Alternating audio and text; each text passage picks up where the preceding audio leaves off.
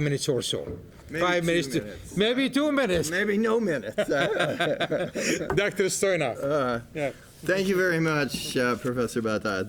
This is a real privilege to be invited to speak very briefly with you, but I wanted to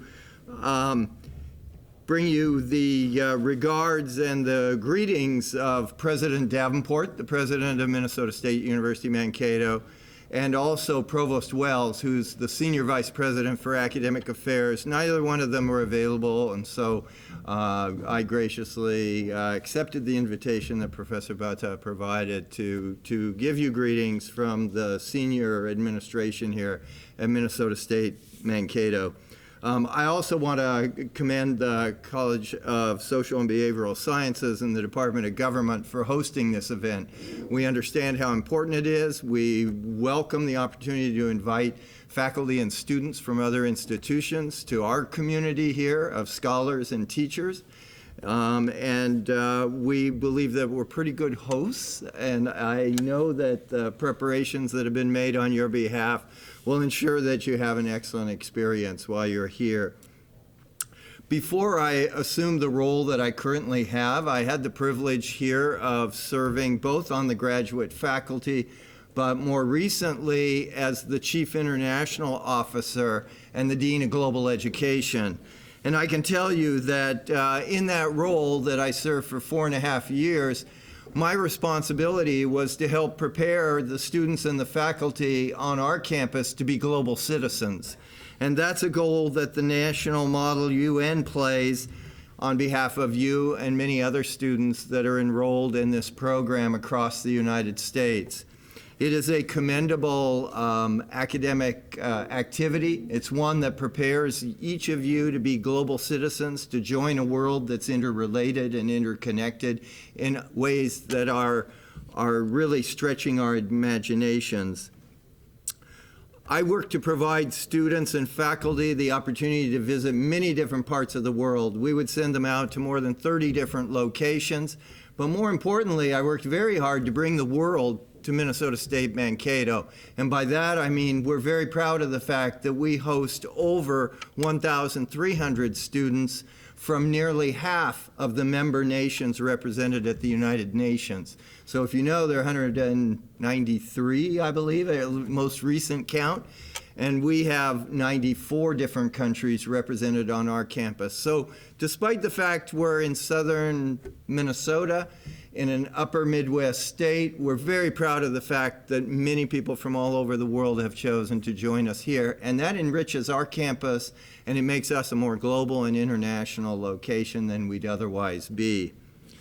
I'm reminded of the words of Harlan Cleveland. He was the past president of the University of Hawaii. He was the former undersecretary of the United States, and he was the founding dean of the University of Minnesota's Humphrey Institute. He once stated, "We now live in a world where everything leads to everything else." That's a fact. The question is what to do about that. And I believe that one of the answers to that is to prepare people, students like yourselves, to live in a world that's more interconnected, more interdependent, more international than at any point in human history. And it calls for people that are capable of working with one another across borders, working with one another across cultures and language groups and religious practices. And I think that an institution like the United Nations plays a critical role in our world at this time, and you're learning more about that organization through this particular academic experience. The UN, with its 193 member nations, is dedicated to maintaining world peace and security, protecting human rights, delivering humanitarian aid, promoting sustainable development, and upholding international law. In a world that is often divided by differences, the United Nations serves as a model for how we can find common purpose and live together in harmony. The National Model United Nations provides you experiences that are practical and learning that prepares you for the 21st century. You learn more about the United Nations and how it operates. You learn how to collaborate and negotiate and resolve differences and respond to complex problems. You learn how to research issues and write and speak persuasively. These are skills that will contribute to your academic success, and they will contribute to your lifelong success in whatever career you choose to pursue after you finish your education. These skills that you acquire through the National Model United Nations are life skills that prepare you to be global citizens. And if your goal includes pursuing a graduate education, I would remind you that we have 80 programs that cover a broad range of graduate degree areas. And so it would be remiss if I didn't invite you to consider the possibility that if you have a good experience here this weekend and your goals include going to graduate education, that you take a look at us, because I can assure you with 1,300 international students, international faculty, and people that are committed to a global citizenship, that you'll find a very welcoming community here and a very stimulating intellectual environment. So thank you very much. Again, welcome to our campus, and I wish you a successful conference. Thank you very much. Thank you. Thank you. Thank you very much. We have a few minutes before the plenary. Any questions about the rules? Do we have all the legal secretaries here and the chairs? That's good. Okay.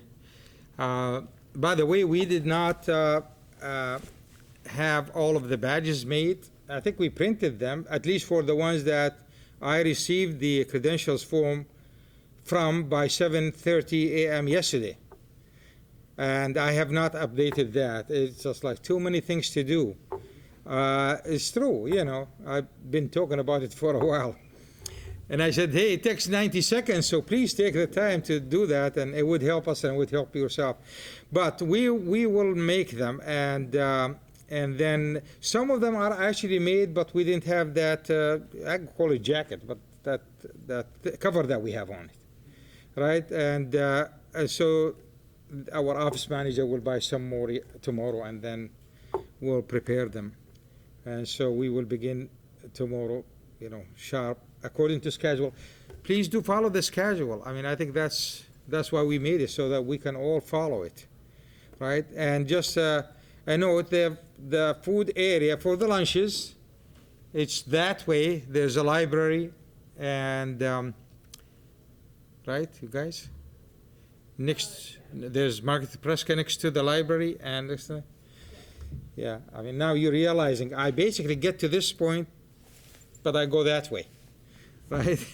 So, but it is that way, and I've never really been in there. But I had Lyndon, who's the president of the UNIR club. I told him, you know, go find out. I mean, is it good? Could we use it, or do we have to do something else? What's that? It's brand new. It's a brand new. That's why I don't know it. It's great. Yeah. Food changes all the time. That's good. So Lyndon actually went there and checked it out for us. And he said, yeah, I think it'll be doable. It'll be good. So we said, okay, then we'll do 2 lunches there then. And so just basically a reminder on the schedule that you'll have one lunch on Friday and one lunch on Saturday. I will have tickets for those. Some of the student leaders will also have those tickets, but the tickets we bought them, to the number. The whole idea of me asking you to do the credentials one, so I see how many we can buy. They told us, if you buy more, that's a cost that you have to basically bear. In other words, and we don't really have a lot of leeway to do that. So I waited to receive as many as possible, and I added to it about 3, 4 or so. And so that would be Friday at 12 o'clock. We'll move that way. And then also on Saturday. Tomorrow, 6 o'clock to 8 o'clock, we have, as I mentioned earlier, we have a guest that is a former State Department officer, basically. And she's retired now. Her husband is the U.S. ambassador to Georgia currently. And she was actually there when I talked to her about it. She just came back, and she said she'd like to come a bit earlier in the day to kind of go into the committees. I said, you're welcome to do that. So, but there we will have it in the rooms that are just behind us there. Rooms 253, 254, and 255. And then she will make her speech. We will have pizzas and pop. I thought this would be the easiest way of going about doing this one, so that you don't have to worry about eating outside. But you finish at 5 o'clock. This will be at 6. It may be a chance for somebody, if you're dressed up and like me, feel suffocated in, dressing up. I don't dress up too many times, but nevertheless, when I do feel that way. So you could go dress down, so to speak. Go to the hotel and come back at 6 o'clock. But I thought that would be a good thing for you guys to learn. And we're always interested in our students learning about job opportunities with the U.S. government, with the United Nations, and wherever we can find them. And what would be better than, we would have done that to our students. But I said, no, I'm going to put this for our students and for the guests. And so that's what we're doing. Historically, we have like a night off, and we say, hey, do whatever you want to. But this is, I think, a better use of the time. And of course, on Saturday we have the banquet, and we have the illustrious MAVRIK. Illustrious because, I don't know if you would recall, or if you're following Minnesota politics, a few years back, he managed the recount between Al Franken and Coleman for the Senate seat, and did a great job and received a lot of accolades for that, and so on and so forth. He is the president of Global Minnesota, so he's interested in spreading the word, so to speak. And he was the former Minnesota Secretary of State. In that capacity, he presided over that recount from 2007 to 2015. So that should be really very interesting. And so hopefully you'll enjoy that. The banquet is a standing feature of this model. It's been suspended, a couple of years or so for special reasons, but we mean to bring people here and try to get the best that's available. And we had all sorts of people over the years. I'm sure you went on the website and saw some of the names, right? We have a short list of some of the people that have come on here. Okay, any questions? Anything about logistics, about the model, about the rules? Before I give you a couple of minutes, so you could come back at 7 o'clock and we start. Anything? It's your time. Now, we do have people that are basically student leaders, and you see them sitting here. Some of them are outside. If you need anything, don't hesitate to ask, and we'll try to respond and appropriately. Okay, so don't hesitate. You ask me, ask any of the student leaders, and we'll do our level best to help you in the process and make it as convenient as possible. All right. One thing about parking, you make sure not to park except in lot 23, which is a free. Here, downstairs on the first floor, there is a cashier's office, and they sell event tickets. I think it's like $8 for the day. And if somebody wants to park in this pay lot, which is just across, it will be $8. And but I thought, I am parking actually close to the free lot. It's not free actually for me because it's in the purple area. And so I'm parked over there, and so I walk from there. And if you are staying in the hotel also, it's a walk. For most of us, it's probably 8 minutes or so. For you, should be 5. For me, about 12. So you kind of get an average there, right? Okay, so give us 5 minutes, and we will commence with the program. Thank you.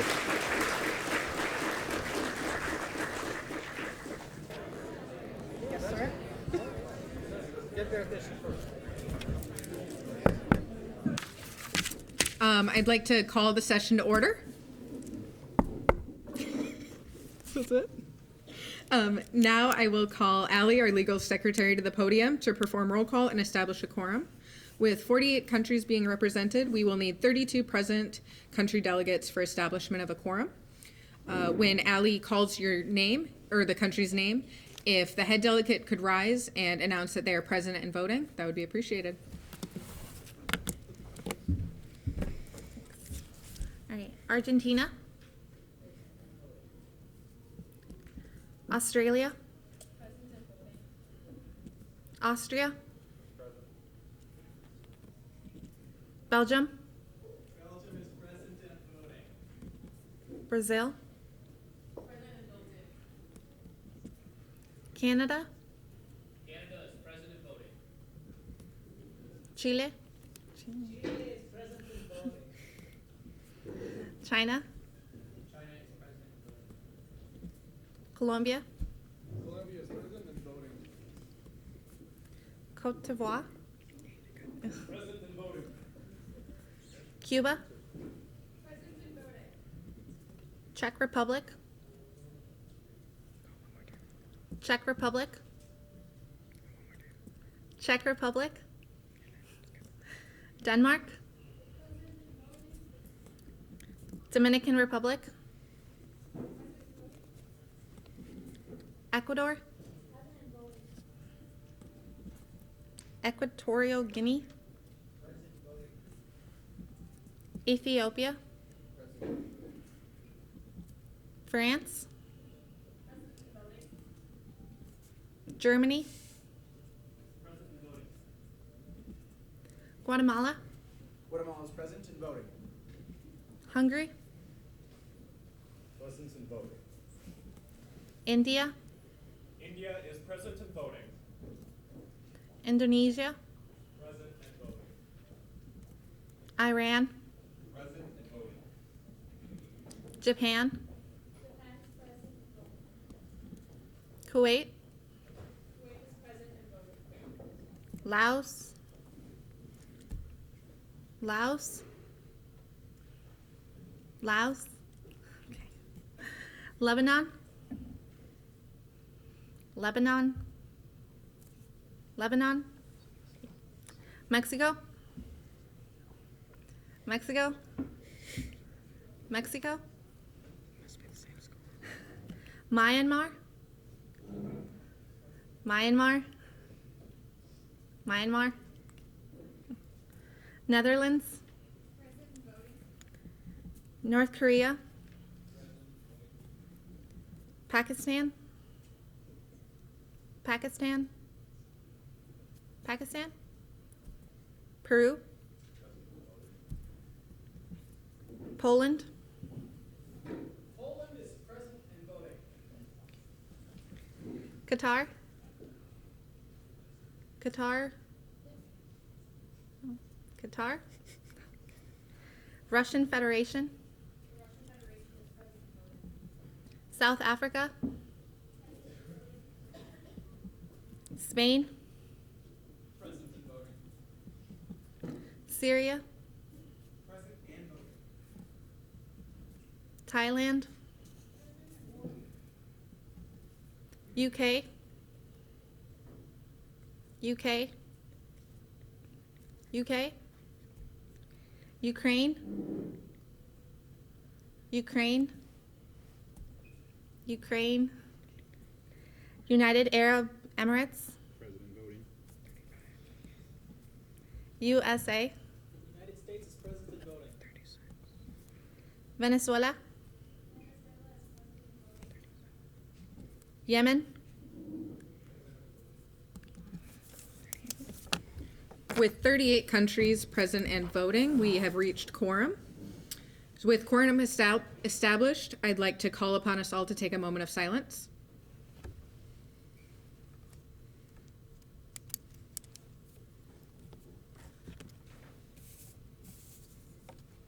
Everybody can stand up and take the moment of silence. I'm sorry.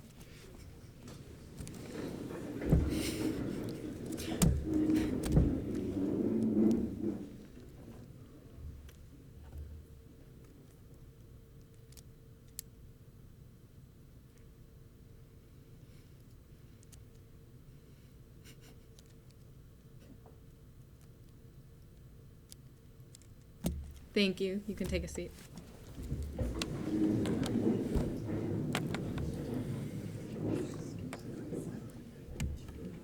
Welcome to Minnesota State University Mankato for the 45th Annual Arrowhead Model United Nations, presented by the Department of Government and the United Nations International Relations Club.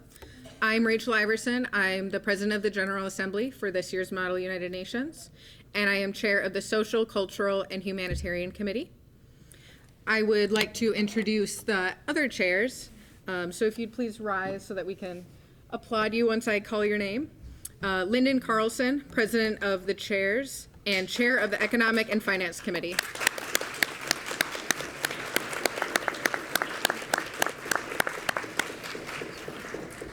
Next, Kevin Chang, Chair of the Political and Security Committee.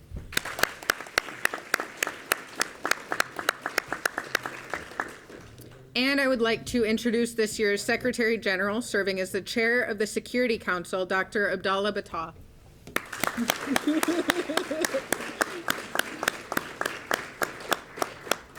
Before I pass it over to him, I would like to thank the committee coordinator, conference coordinator, Alexander Prom. If you have any questions during this, he will be your guy as well as all of us.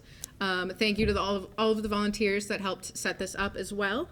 Now, Dr. Battah, if you would like to say a few words before we welcome the delegates to present their policy statements.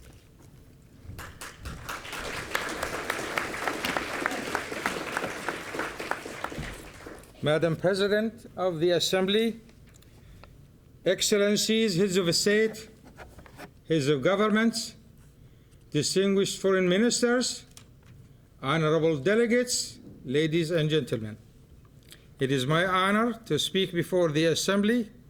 It's an annual event, an important one at that.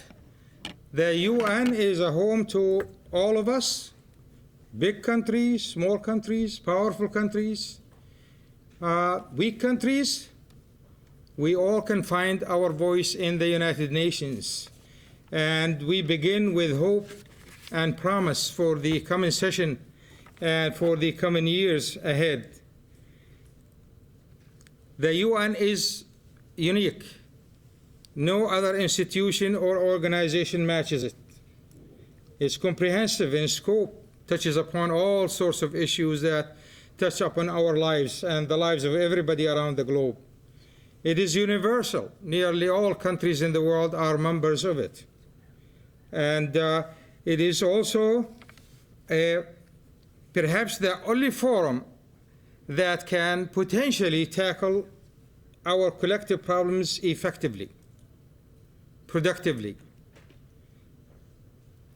and in a manner that is befitting of the civilization of the world of today.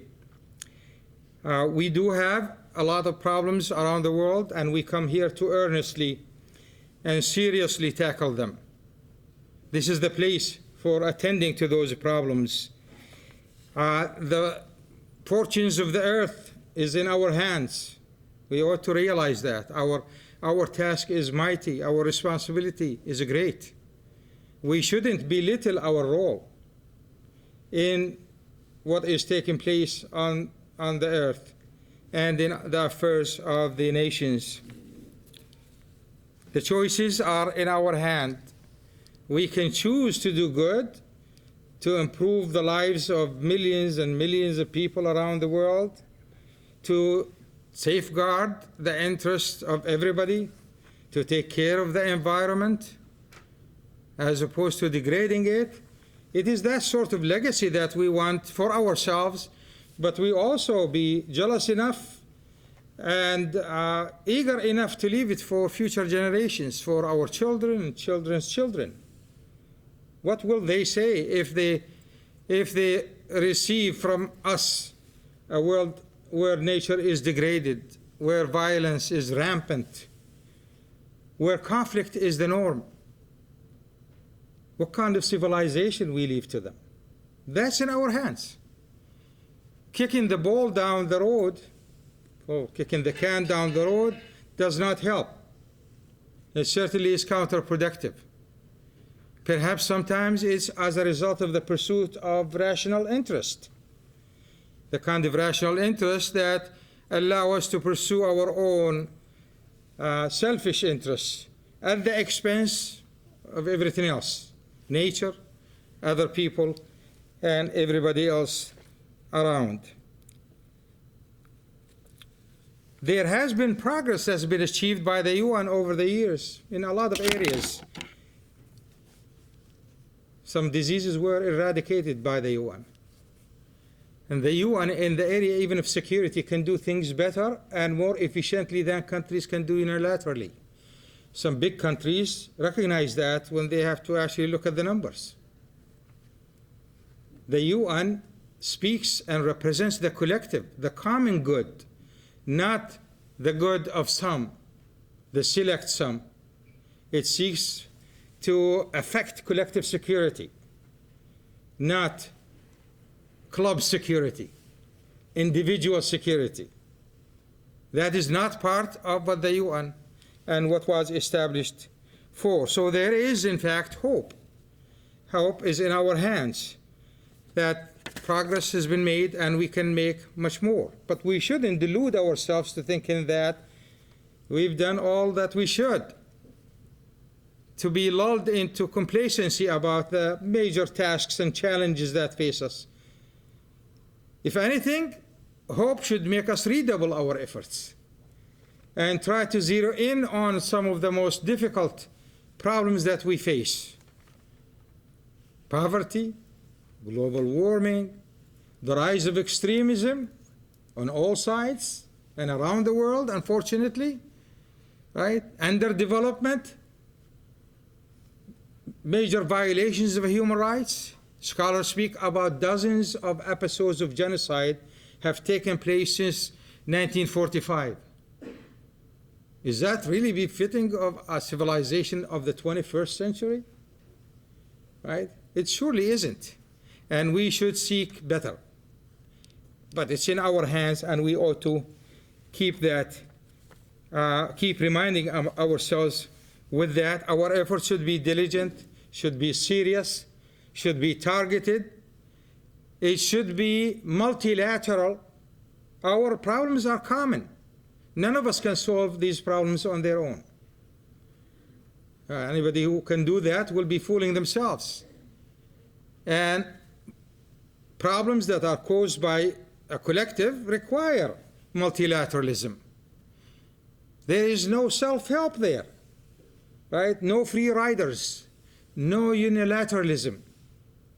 Multilateralism is central to the role and mission of the United Nations, and we need to put that to heart and keep it in our minds.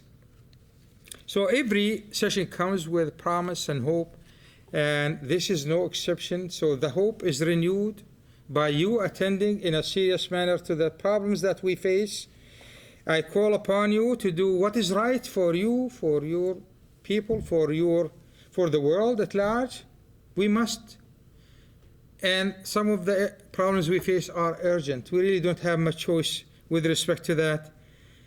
I wish you a great luck in pursuing these tasks in the days ahead, and thank you.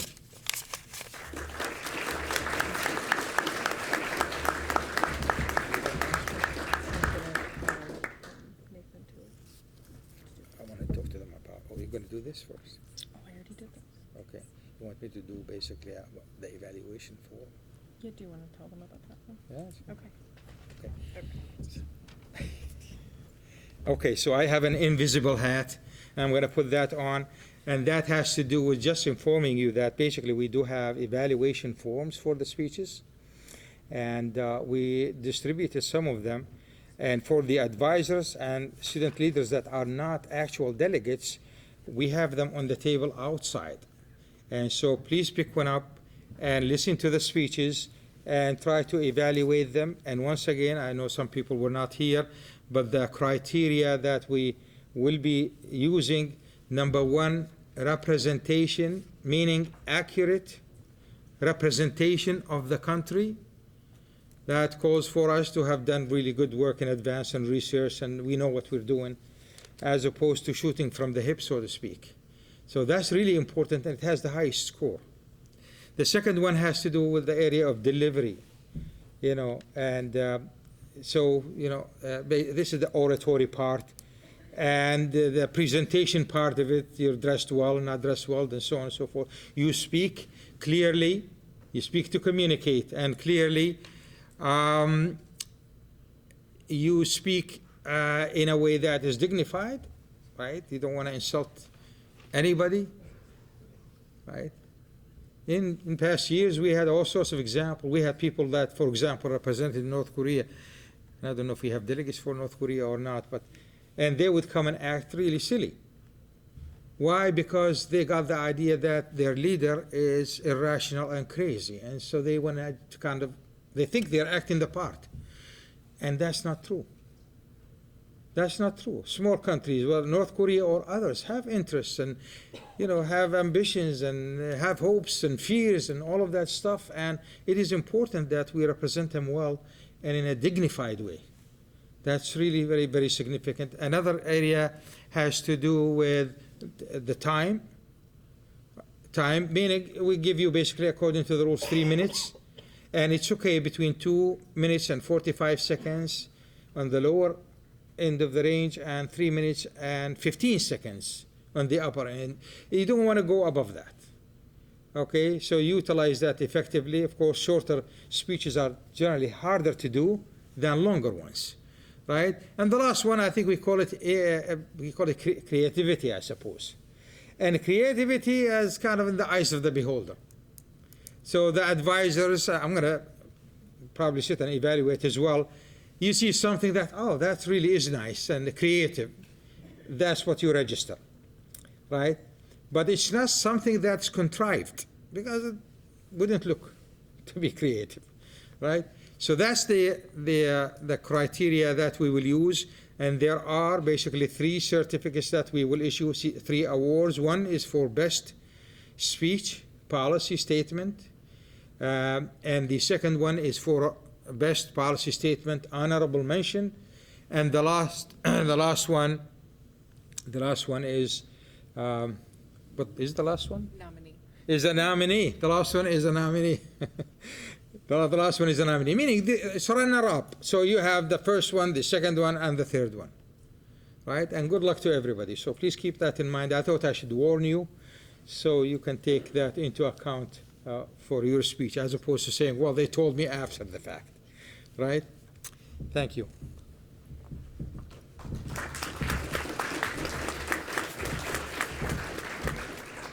Now I would like to welcome Nate Harnett to the podium to call off the countries for their policy statements.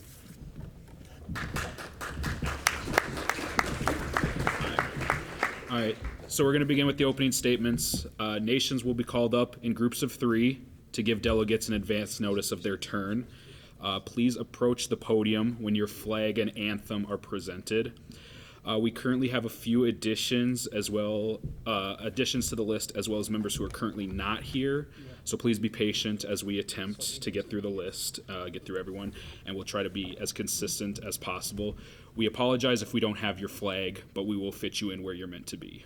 So with that, we will begin with the Argentine Republic, the Commonwealth of Australia, and the Republic of Austria.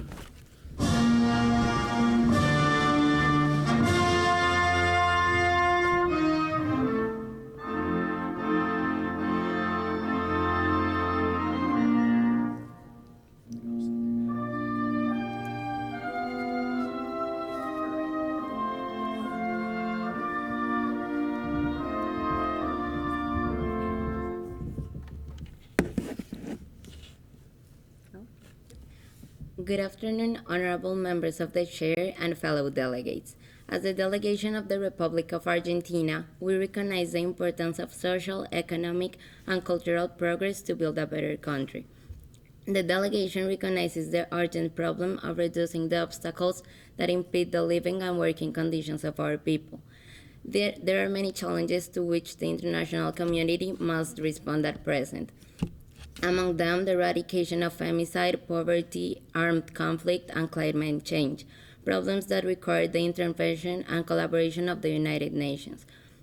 Since 1945, 50 countries, including Argentina, have signed the UN Charter that contains the principles of a new multilateral international system based on the dignity of humans, equal rights, respect for international law, and the promotion of social progress.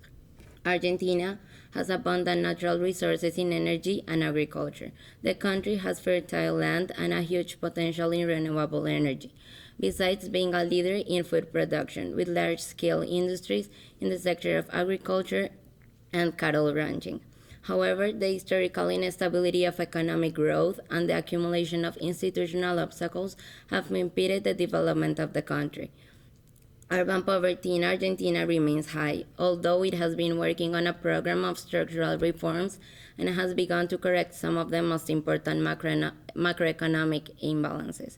The financial difficulties of 2018 that impacted the depreciation of Argentine peso implied the revision of economic plan and an agreement with the International Monetary Fund that includes a strong reduction of the expense to achieve fiscal balance.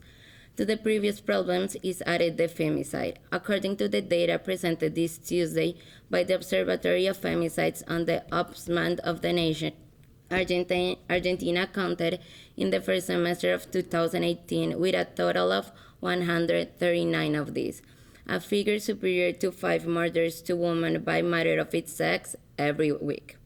This figure is a strong call for attention to sustain and deepen efforts at the national level to end this situation. To this point, the country is working on the implementation of specific measures for prevention, care, protection, and reparation on the road towards the eradication of violence against women. UN Women had the same conclusion. We need quality data, budgetary resources for the implementation of public policies, continuity and coordination in national policies, and plans that access the justice in a vision of zero impunity, as well as a change in cultural patterns. It is for all of the above that we are honored to be part of such a vital committee, and we hope to participate in a productive session with our delegates. Thank you.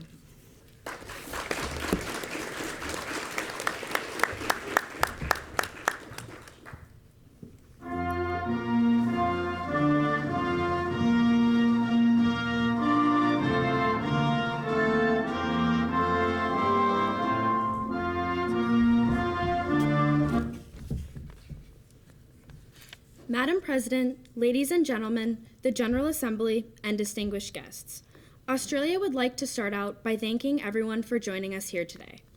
As a founding member of the United Nations, the Australian delegation would like to stress the importance of global cooperation, maintaining foreign relations and worldwide partnerships in order to solve the political, social, humanitarian, and economic crises of the world.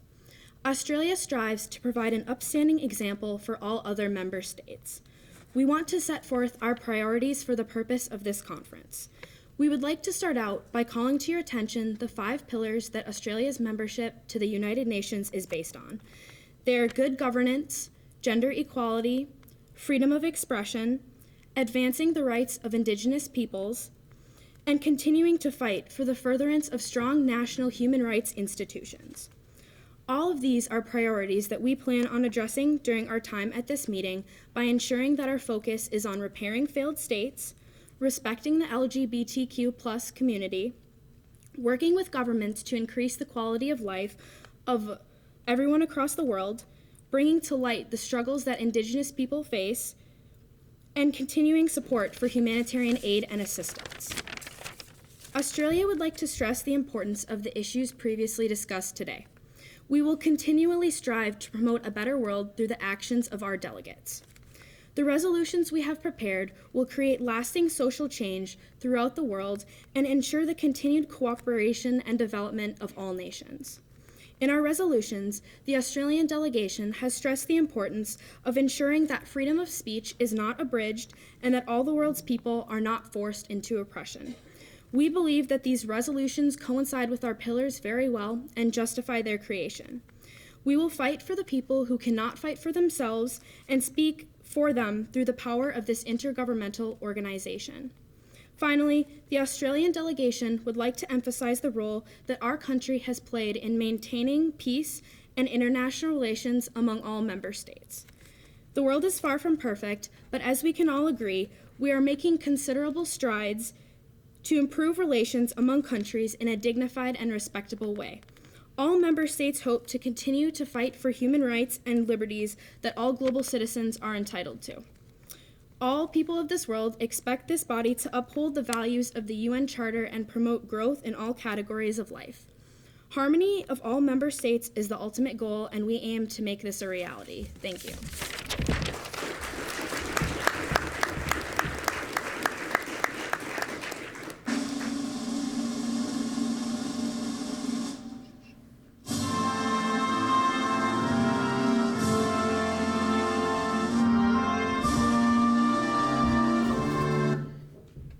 Oh, that was abrupt. Okay. Hello, honored chairs and delegates.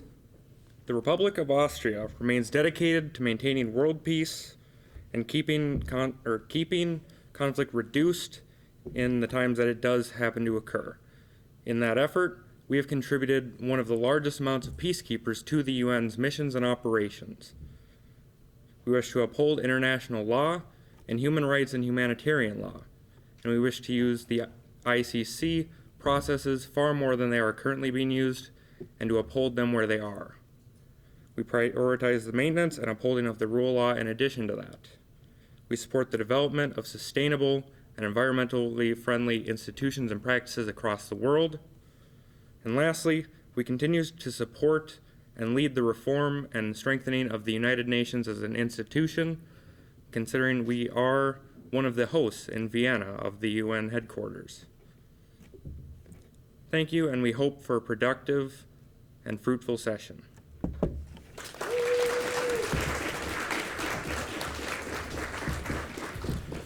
Up next, the Kingdom of Belgium, the Federative Republic of Brazil, and Canada.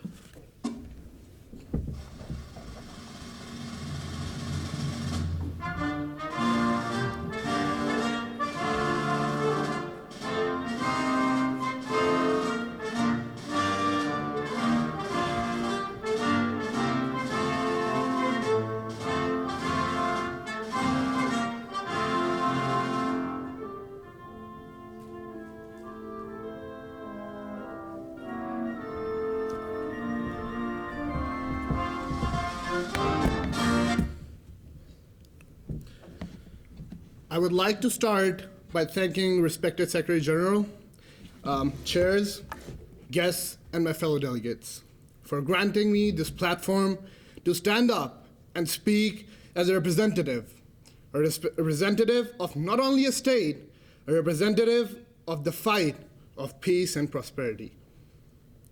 Belgium has always been a strong supporter of global unification and peace.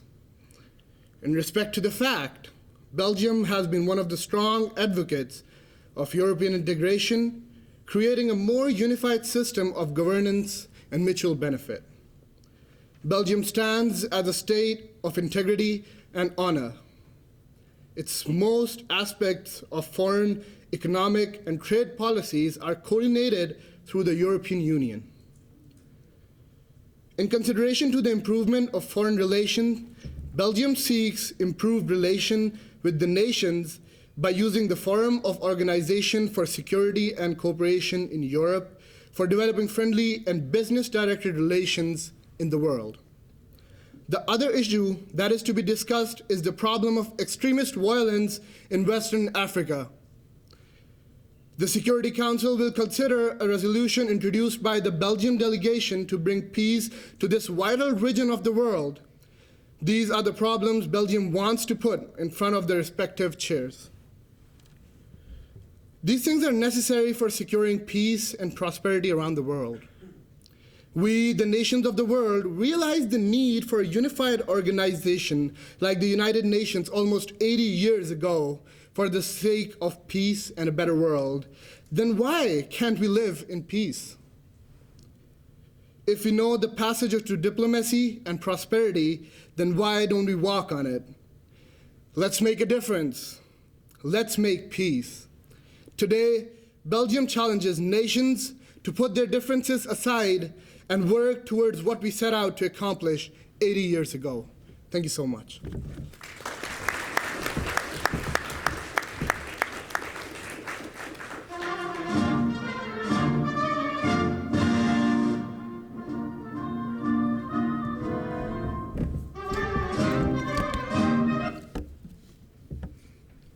Good evening, distinguished chair and fellow delegates.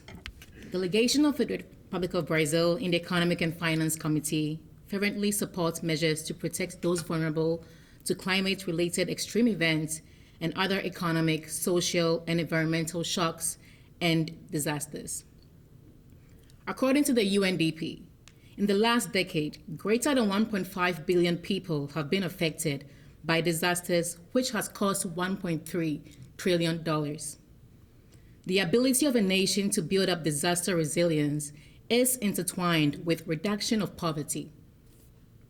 Many times, nations who have built economies on agriculture are left unable to develop due to the occurrence of shock in their region, which can cripple their economy. Looking at 2017 specifically, 1,050 people were killed due to the occurrence of thunderstorms that created flash flooding in the region of Sierra Leone, which was the worst natural disaster the region had ever experienced. The delegation of Brazil believes that one way to eradicate the issue at hand is to build resilience of critical infrastructure. This could be essential to government buildings, industrial areas, and important roads. Furthermore, Brazil in the Political and Security Committee supports the calling of efforts to restore political and economic stability in Venezuela. With over 3 million Venezuelans displaced in merely 2018, Brazil emphasizes the need for intervention to prevent further escalation of violence and human rights abuse in the region. The delegation of Brazil strongly believes one of the most effective solutions to this issue is to urge member nations to open dialogue regarding the systematic and open persecution of political opposition of current government. The delegation of Brazil looks forward to engaging in a fruitful session with our fellow delegates. Thank you.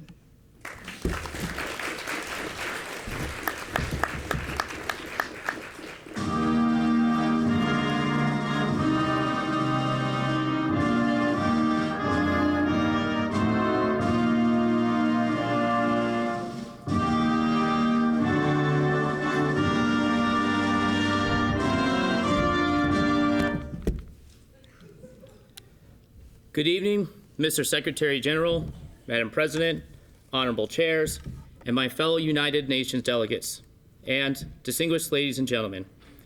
Before I begin, let me take a moment to recognize the recent tragedy in France. The fire in Notre Dame is felt not only by our dear French comrades, but also worldwide by those who find solace and safety in their own place of worship. Canada mourns the damage to a landmark which has long stood as a place of historical and cultural identity and community. Let me pose a question. How can we ever hope to achieve peace at the international level if we can't agree on how to define and measure peace at the local level? The delegation of Canada believes that implementing local peace indicators to define and measure peace is critical to our United Nations Assembly's success and to the pillars to which we were founded. We at the international stage have committed ourselves to recognizing the value of evidence-based policymaking and have celebrated international organizations' commitments to quantify peace through their annual global reports. In 2017, our own United Security Council requested the Secretary General to ensure that data related to the effectiveness of peacekeeping operation, including performance data, is done to improve analytics in the evaluation of mission operations, based on clear and well-identified benchmarks and emphasizing the need to regularly review all peacekeeping operations. Canada has been committed to a long history of local and international peace. As an example, we have dedicated $22.6 million from 2016 through present day to our Peace and Stabilization Operations Program. But we say this isn't enough. Canada remains humble as we begin to notice short-sightedness to not engage our local communities effectively. Today, we rely on our own local communities within our beautiful sovereign borders to find our commitment to the most micro level of peace analysis. We spoke with mayors, city council members, city administrations, police officials, and heads of organizations and determined Canada needed to address evidence-based reporting before we went in circles trying to implement policy. Canada commits itself to recognizing that peace must be quantified and understood to be more than an abstract goal for our local communities. Understanding the quantification of peace should not rest solely on the shoulders of the specialized international actors. We found lack of data infrastructure, collaborative networking, and lack of funding added to confusion for our local communities of what defines peace at their local level.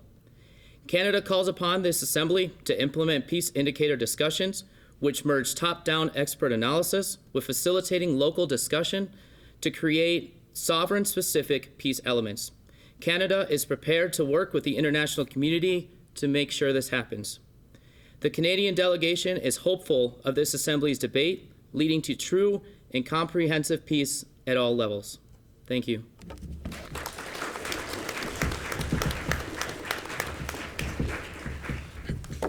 The Republic of Chile, the People's Republic of China, and Colombia.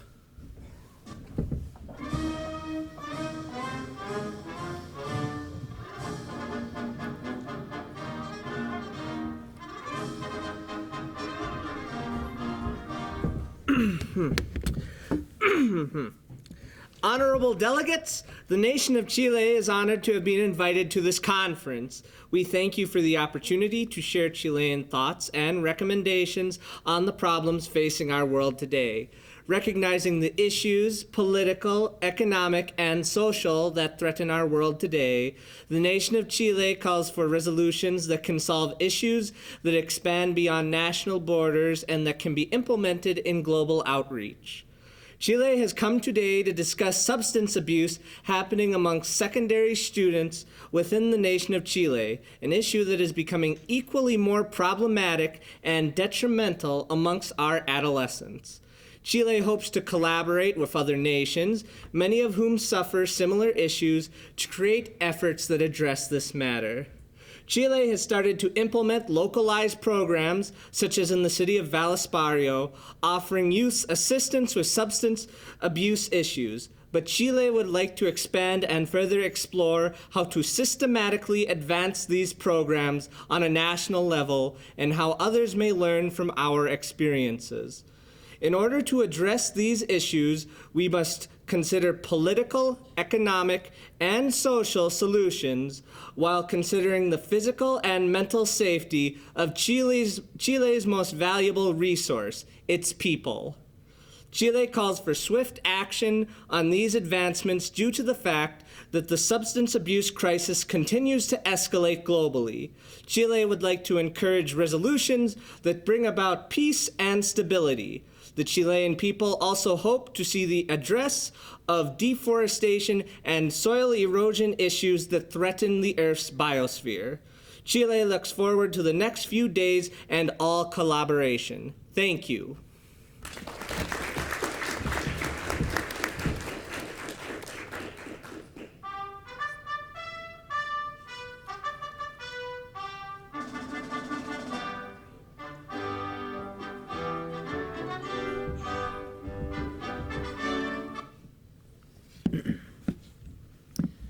Good evening to the chair, my fellow delegates, and all others present. I would like to begin by giving my thanks to Minnesota State University Mankato and the organizers of this conference for the extensive preparations that they've undertaken, because evidently none of this would be possible without their hard work and support. It is my pleasure to represent the People's Republic of China here today. We bring several resolutions that we hope to reach consensus on. We address issues related to actions against terrorism and illegal immigration, and the promotion of economic development and strong mental health. It is, of course, our objective to have these resolutions passed in their respective committees, but we also keep in mind that we are not the sole focus of this conference. No member state is. We would like to emphasize the consensus-building aspects of this conference, while of course maintaining the essential principle of sovereignty among all member states. It may seem as though many of our nations have opposing objectives and ideals, and while that may be true to some extent, our delegation believes that we all share a number of fundamental goals, such as peace, stability, and justice. It's only through cooperation, and collaboration that we may be able to make haste towards solving some of the most vital issues facing the world today. Thank you.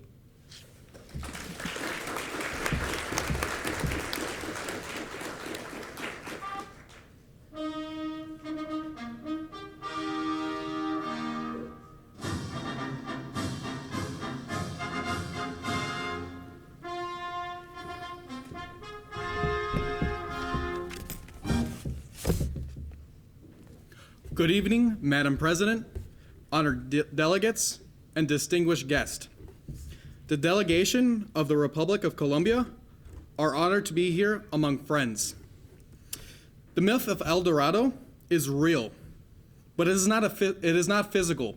It is an idea. It is the idea of democracy. Given that we are the oldest Latin American democracy, we would like to continue to maintain our democratic institutions and to reaffirm our membership in the United Nations. The delegates of Colombia are pleased with the end of the armed conflict between the armed forces of Colombia and the standing government. However, even after a successful disarmament and ceasefire, Colombia still faces violent acts from the National Liberation Army. More than 7.7 million Colombians have been displaced since 1985. We plan to increase the use of the International Criminal Court to pursue those guilty of crimes against humanity. In addition, we are working to strengthen civil society organizations. We're doing this by providing grants and technical support to organizations that include human rights organizations, Afro-Colombian, women's, and youth organizations. Moving forward, we would like to continue our programs in maintaining peace with Colombia, as well as with the rest of the global community invested in the United Nations. Thank you.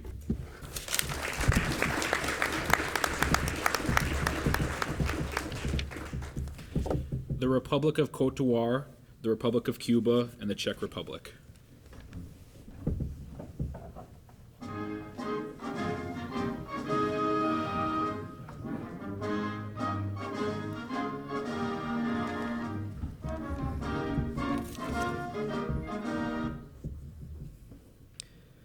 Madam President of the General Assembly, members of the faculty, distinguished guests, and fellow delegates. January 28th, 2019. Less than 3 months ago, Boko Haram had committed their deadliest attack yet, having murdered over 60 people in northeast Nigeria. Homes were burned and bodies were left in the streets. The Islamic State's Boko Haram's nearly 10-year insurgency has its epicenter in northeast Nigeria, but has spilled over into Chad, Niger, and Cameroon. Terrorism in all its forms negatively impacts us all, and although some of us may not be directly affected by these actions of these terrorists, we are alarmed by the threat of their expansion, their intimidation against our peoples, and their persistence.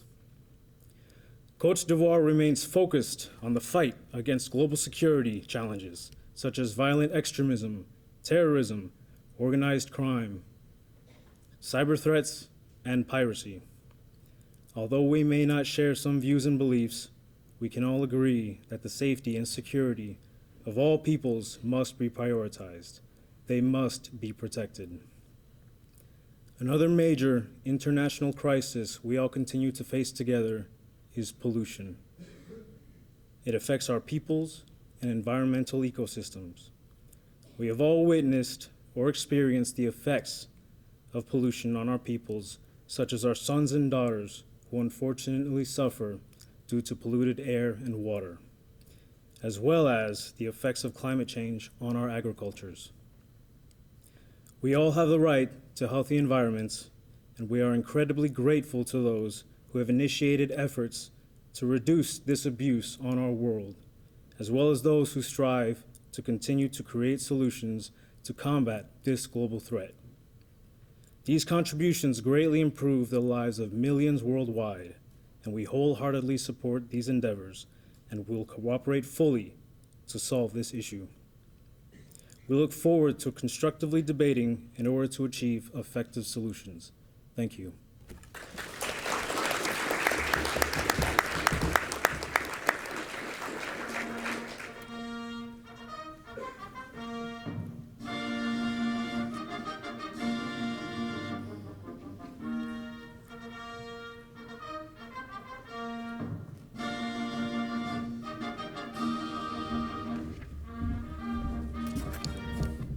Good evening, honorable delegates.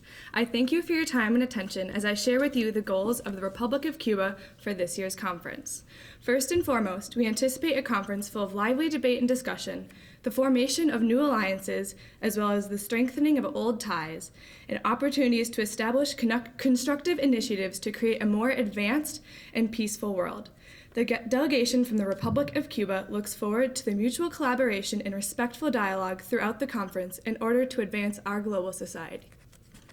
The Republic of Cuba will be a strong defender of their socialist homeland and the principles of revolutionary diplomacy, in addition to being an advocate for those who struggle to find peace. We will do so while always respecting international law, the United Nations Charter, and the national sovereignty of states. We will promote international cooperation and solidarity, as we believe that the display of these qualities will be imperative towards reaching our common goals. As a delegation, Cuba intends to be understanding and collaborative with other delegates and will exhibit respectful diplomacy. Our goal is to aid the conference to become as successful as possible and to give nations the ability to foster fruitful policies and strategies for the international crises at hand. As a member of the Latin American Group and the Group of 77, the Republic of Cuba fully intends to support the unity of Latin America and the developing world as a whole. Developing nations are incredibly crucial to the international community, and we must show them support towards achieving political, economic, and social peace and security. Furthermore, the Republic of Cuba strongly encourages interregional collaboration within the Latin American bloc on all matters, including towards relations with the United States and fighting against the current U.S. embargo on Cuba. As a nation, the Republic of Cuba has also been recognized as a global leader in public health care. Recently, our nation has been a crucial supplier of humanitarian aid throughout the world, as the Republic of Cuba has provided more medical personnel to the developing world than all of the G8 countries combined. Furthermore, the Republic of Cuba has been significantly involved with healthcare matters within various UN organizations and fully intends to continue to contribute to the international healthcare community. Lastly, it is necessary to note that the Republic of Cuba condemns all hegemonic practices using interference and discrimination within all international affairs, as well as threats, aggression, or the use of force, unilateral, coercive measures, or any forms of terrorism. The Constitution of the Republic of Cuba condemns any form of discrimination based on race, creed, or opinion, and it prohibits negotiation under aggression, threats, or coercion by a foreign power. That being said, the Republic of Cuba would once again like to thank the member states for their time and attention and to remind all delegates to focus on respectful and collaborative measures to ensure the achievement of our conference goals and the promotion of a better global society. We wish a productive and successful conference to all member states. Thank you.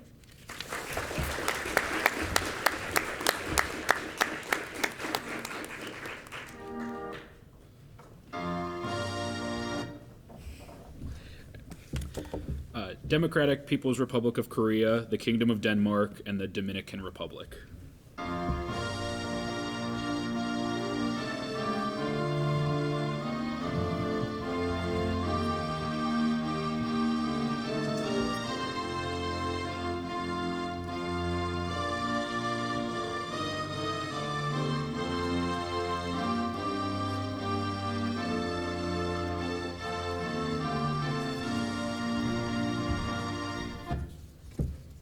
Thank you, Honorable President and fellow delegates. We are very pleased to see most of you here with us today. This year, we hope that as an international institution, we can help struggling nations progress forward without the threat of imperialist measures being taken against them. Let this be the year that we take a stand and demand a respect for autonomy as well as prosperity. Imperialism and international persecution have been the greatest obstacles for the Korean people for centuries, as well as most of you here today. It is imperative that we force the West to respect the beliefs of smaller nations and their right to self-determination. How much longer can we allow profits and power be the guiding force behind international relations rather than human rights and dignity? The goal of the Democratic People's Republic of Korea, which we will soon hope will be the goal of this international institution, is to bring an end to the idea that we are a commodity rather than a community. This means bringing an end to sanctions on our besieged nation, as well as globally, so as to promote diplomacy rather than economic warfare. This, along with the demand on our part for other imperialist powers to stay out of Korean affairs while we try to begin the process of reunification and ultimately healing of our nation. We call on all of you to come together with us if you are sick and tired of being pushed around by those who have no business in your affairs and wish to end the West's stranglehold on this institution. To quote our late glorious leader, Kim Jong-il, nothing is impossible for a man with a strong will. The possible is in store only for a man who loves the future. There is no word impossible in the Korean language. This quote helps exemplify the Korean attitude to combat oppression and exploitation wherever it exists, whether it be the Korean Peninsula or across the globe, no matter how difficult it may be to do so. We ask you all to follow our example and do away with the old way of things and bring about a new, prosperous age in our great international community. I yield my time to the President.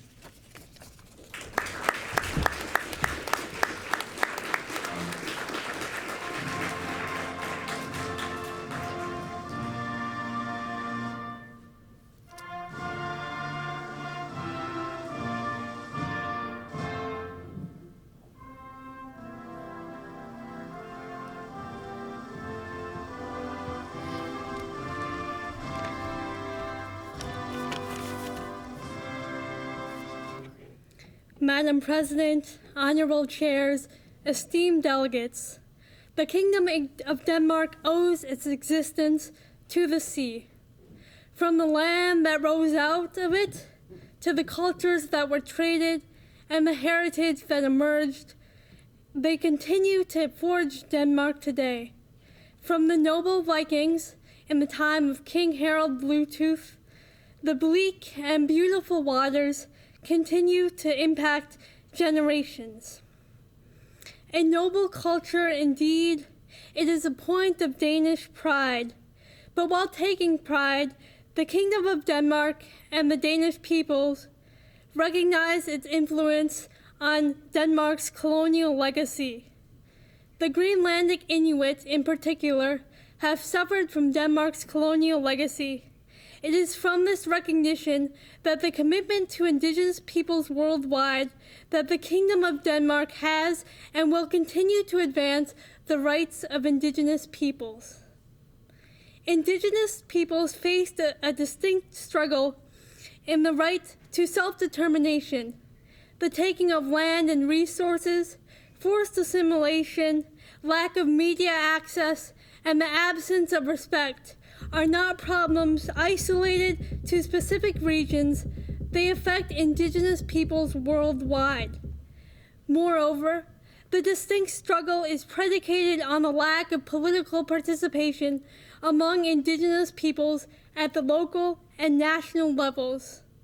Many indigenous peoples are without access to the means of participation, and hence their enduring struggles remains an invisible one.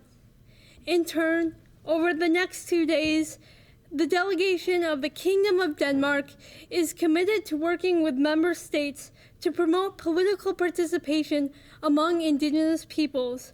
As such, in the Social, Cultural, and Humanitarian Committee, Denmark will advocate for measures for the increase of state outreach. The Kingdom of Denmark knows the burden of a colonial past. It knows that addressing colonial hardships is an enduring process and a continual process, and it knows that it is far from perfect in addressing its own issues. It is, therefore, for this reason, that Denmark would like to commend the member states of this body for taking actions over the decades to further promote the rights of Indigenous peoples, however great. With the sights on the future, Denmark welcomes those states in the Fellowship of Nations to continue to champion the all too forgotten voices of Indigenous peoples around the world. Thank you.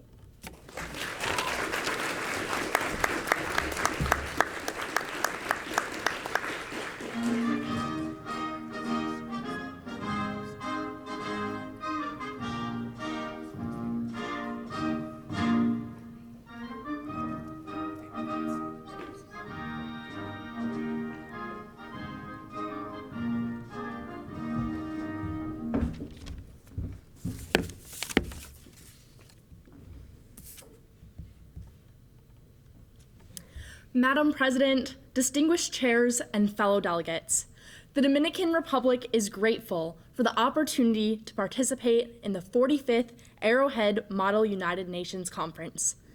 As a 1945 founding member state of the United Nations and current member state on the Security Council, our country is proud to be actively involved in many United Nations initiatives related to human rights, education, and efforts to support global peace and security. On December 17, 1999, our country played an important role in the establishment of the International Day for the Elimination of Violence Against Women, according to the General Assembly Resolution 54-134. Today, we are proud to continue our efforts to propose and support similar global initiatives that ensure the safety and prosperity of all humans. This evening, the Dominican Republic urges our fellow delegates to work together over the next 2 days to ensure a better and more sustainable future for our succeeding generations. Over the next few days, the Dominican Republic will work with our fellow delegates to further global solutions to increase protection against gender-based violence, prevent drug trafficking through maritime crime, and strengthen the global response to the threat of climate change. Currently, violence against women is a grave problem that affects females throughout the globe. This problem is one of the largest issues that is currently facing our country, and we are deeply concerned that our citizens experience the third highest rate of femicide in the Western Hemisphere. Further, we acknowledge that the machismo culture in our country and region tends to blame women for the violence done to them and even condone the violence. Thus, we seek the assistance of fellow United Nations member states to support global educational initiatives in order to prevent the dangers of gender-based violence and provide justice to women. Second, our country is seeking support for the prevention of drug trafficking through maritime crime. In 2016, the World Drug Report found that more than 29 million people worldwide suffer from drug addiction. Alongside this, we acknowledge that the majority of global drug trafficking occurs through maritime crime, and the Dominican Republic is currently surrounded by multiple maritime routes used to ship illicit drugs to North America and Europe. We're requesting that member states create, ratify, and implement an international legal framework to enable a global criminal jurisdiction for all seas outside of the state's territorial waters in order to maintain international peace and security. Finally, our country is urging cooperation in order to strengthen the global response to the threat of climate change. Currently, we are deeply concerned that our country ranks as the 11th most climate vulnerable country in the world, and we were catastrophically impacted by the hurricanes Maria and Hurricane Irma. These threats do not impact the Dominican Republic alone, and we urge member countries to cooperate in order to decrease the threats of climate change. Finally, as John Lennon and Yoko Ono wrote, "A dream you dream alone is only a dream you dream together is reality." We must work together. Thank you.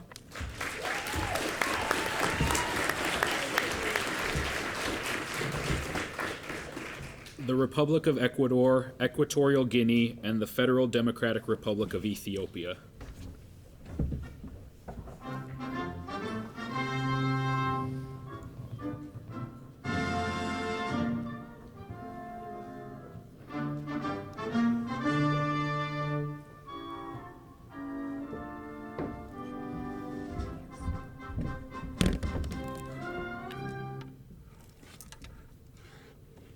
Good evening, honorable chairs and fellow delegates. Having been an active and supportive member of the United Nations since 1945, the Republic of Ecuador is honored and proud to be here today to push forward resolutions regarding global climate change.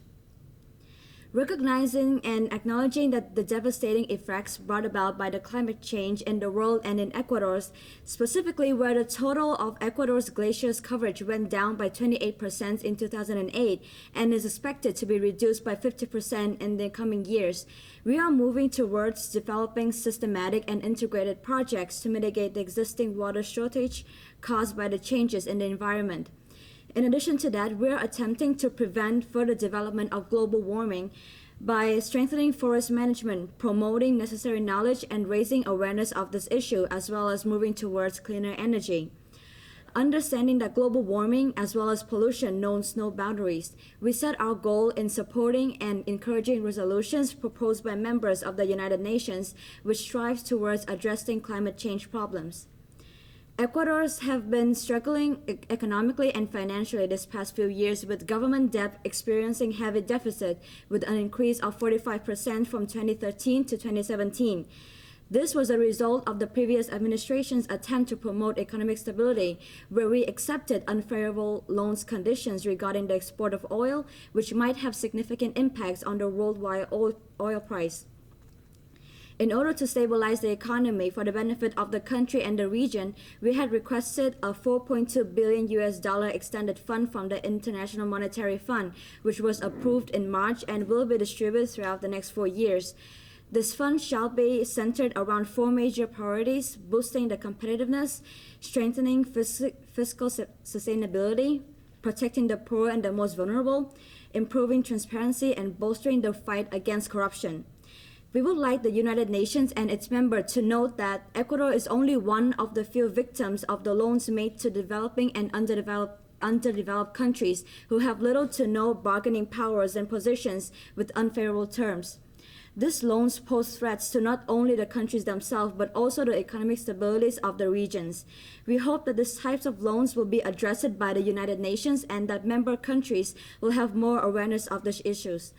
We are looking forward to productive and fruitful discussions with fellow delegates. Thank you.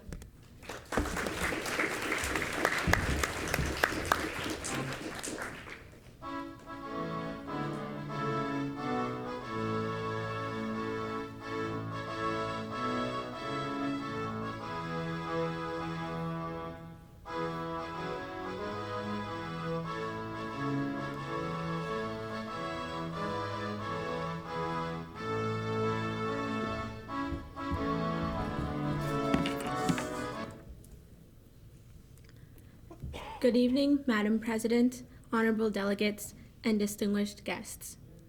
Equatorial Guinea is honored to be here at United Nations today, an organization it has been passionately a part of since 1968. Equatorial Guinea at this time is focusing its resolutions on illicit gun trade in Africa. Opaque, amorphous, dynamic. These words are used to describe the workings of illicit gun trade in Africa. Fear, insecurity, death.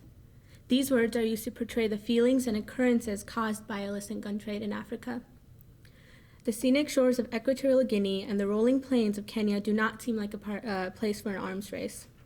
However, in under a few decades, the Pokot people of Kenya have transitioned from protecting their herds with spears to gearing their young men with cheap and deadly automatic rifles from war zones of Ethiopia, Somalia, and Sudan. Because of illicit gun trade, what was once only cattle raiding now involves human slaughter. Small arms have resulted in hundreds of thousands of deaths and millions of injuries each year in the world. Poorly patrolled borders keep the doors open for the illicit transfer of small arms by foot and truck in Africa. The illicit gun trade has violently intensified inter-community tensions and snowballed conflicts over scarce resources. Our country, Equatorial Guinea, sees this daily.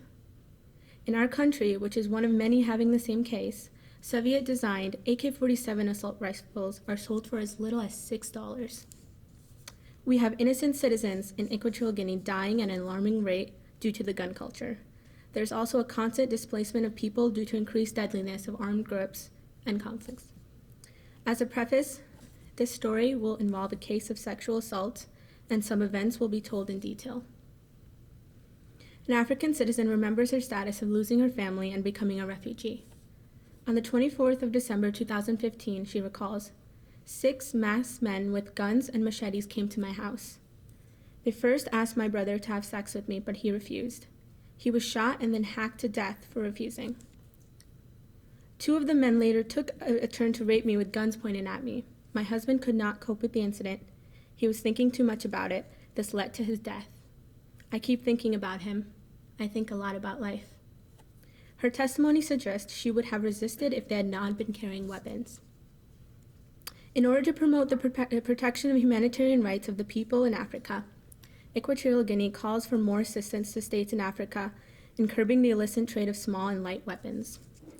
Equatorial Guinea looks forward to promoting the development of nations through prevention of armed violence and the presence of stricter security at borders of the states.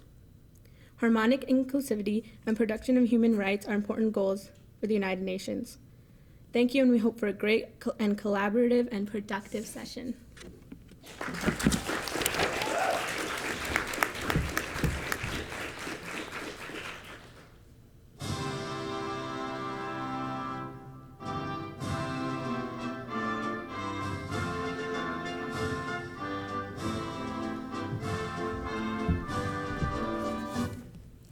Thank you, Madam President, honorable chairs, fellow delegates, and distinguished guests. We are honored to be a part of this assembly. As a founding member of the United Nations, we responded to threats such as economic insecurity, world war, genocide, and the threat of nuclear war by dedicating ourselves to causes including collective security and human rights, as expressed in the UN Charter. Today we find ourselves once again striving to live up to these values in the midst of a rapidly changing world. One of these threats is the global threat of climate change. No country is safe from these extreme weather events or the destabilization caused by them. In Ethiopia, we're particularly concerned this will wreak havoc on the lives of our farmers, who depend on normal rain cycles for their farming and who make up the majority of our economy. We recently co-led the Secretary General's Climate Action Summit, and we must all work together on similar efforts to promote sustainable development and to reduce carbon emissions. We must also take up the task of ensuring gender equality throughout our societies. Ethiopia is proud to have made this a priority, recently electing our first female president, the Honorable Saleh Work Suede, our Honorable Prime Minister Ahmed's appointment of a half-female cabinet, and more than tripling our literacy rate for women and girls within the past few decades. Yet, in our region, in our world, and in our country, women still face constant discrimination, harassment, and violence. We cannot achieve global peace, security, or equality without achieving it for the over half of the world's population that is women.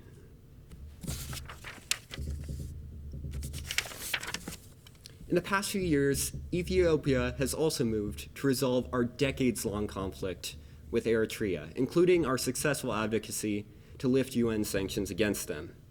This, combined with our release of political prisoners, reforming our anti-terrorism laws, and diplomacy by our Prime Minister between different divisions in our country, has led to a spirit of reconciliation between different countries, as well as different ethnic, religious, and tribal groups. And this is a spirit of reconciliation that we seek to expand throughout our region and our world. The challenges we face today are great, but they're not impossible. We are hopeful that this session will live up to our historic mission of peace and security for every person and every nation. And this will give us all a future we can be proud of.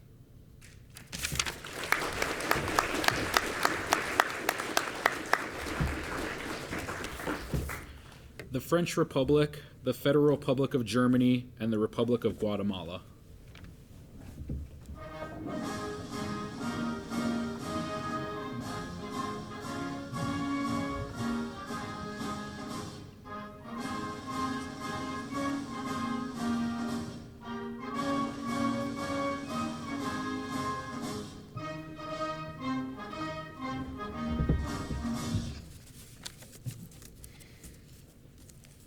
Thank you, Honorable President and fellow delegates. As many of you know, we suffered a loss this week as parts of our beloved Notre Dame fell to a fire. We appreciate the support of fellow countries through this tragic incident, but through this conference, we would like to focus on helping with the daily struggles and tragedies that people face. Disparities amongst the people of the world are causing unfair treatment, poor living conditions, and atrocious quality of life.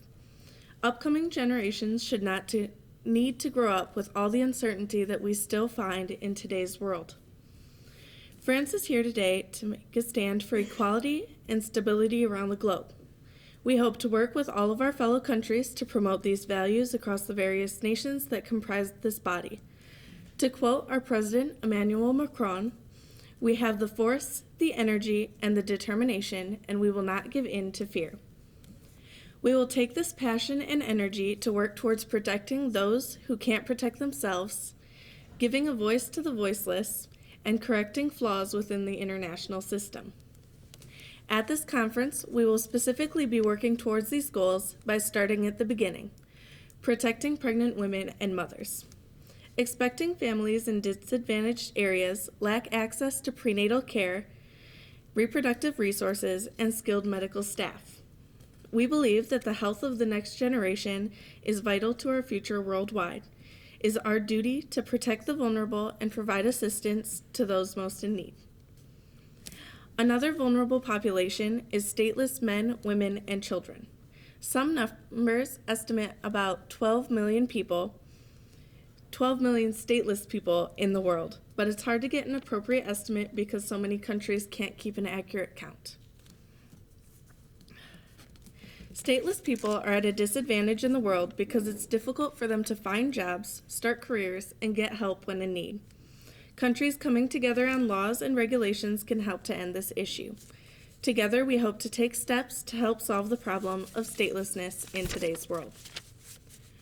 We are also planning to work towards bringing equality to the Security Council by allowing more permanent members and withholding veto power under extreme circumstances. The current system by which this area of our body operates needs to be adjusted to better account for modern affairs. Modern problems require modern solutions, and this part of our body, above all others, needs to be prepared to stand up to tyranny without being subjugated by itself. In the Finance Committee, we will be addressing the problem of tax evasion by the wealthy via offshore banking in tax havens. Tax evasion causes financial issues in many countries, and tax havens should not be allowed to support that. We hope to see a large extent of cooperation and diligence in the working of these committees over the next few days to bring changes around. I yield my time to the President.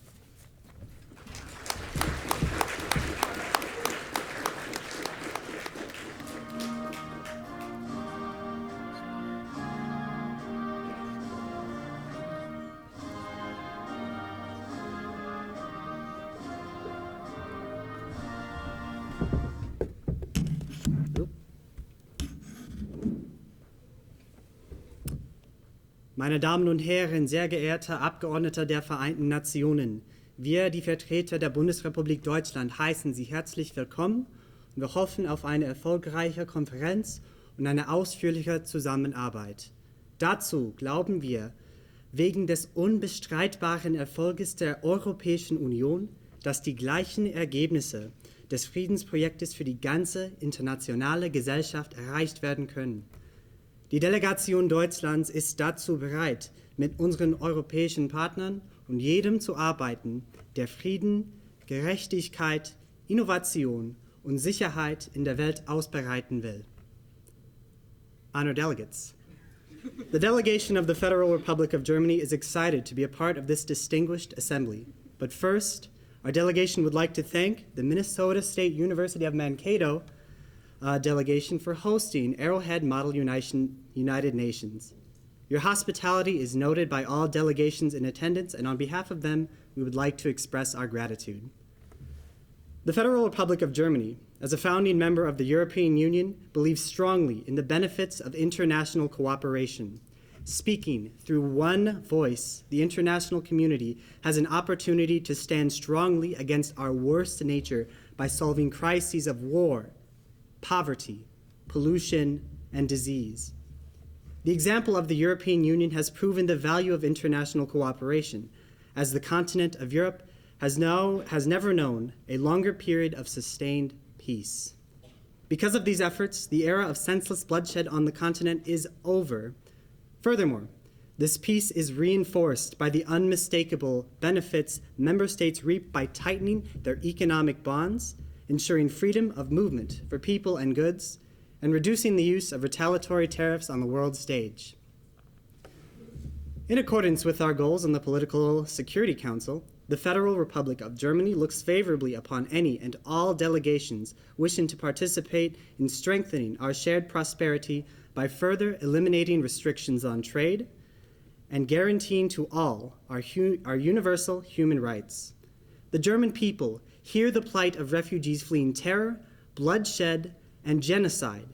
It is therefore our belief that the responsibility rests with the international community to respond appropriately and building on the recently adopted Global Compact for safe, orderly, and regular migration.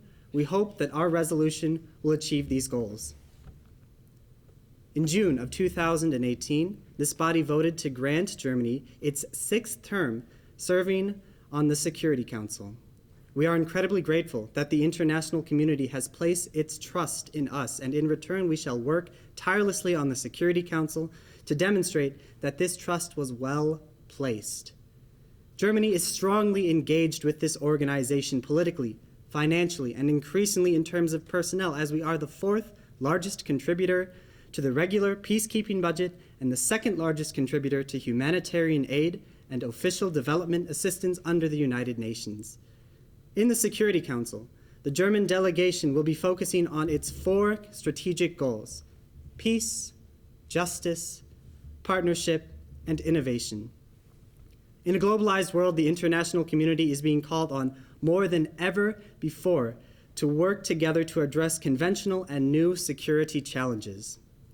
The German delegation is looking forward to working with all like-minded representatives and hopes to advance the founding principles of this venerated organization. Dankeschön.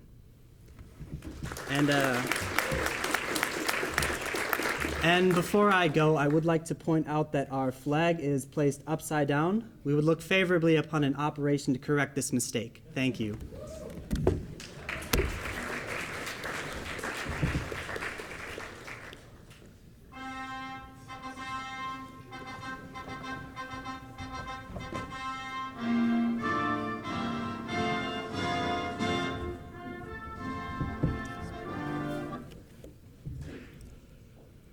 Hello, fellow representatives, Madam President, honorable chairs, and distinguished guests of the Assembly.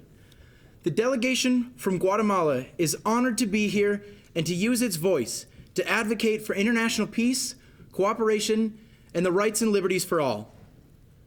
There are 370 million indigenous people around the world, and they represent a significant portion of Guatemala's population. 39.8% of Guatemala consists of a variety of minority ethnic groups, including 23 distinct Mayan groups and 1 distinct non-Mayan group. Indigenous people suffer disproportionately around the globe from economic adversity, discrimination, and a lack of political representation. This is true to different degrees across the globe in a multitude of countries.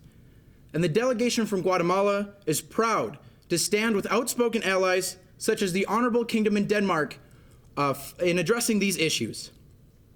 We look forward to supporting the United Nations humanitarian ideals throughout this summit, especially as it pertains to protecting the rights of indigenous peoples worldwide. We look forward to a fruitful and successful session. Thank you. Vayan con Dios.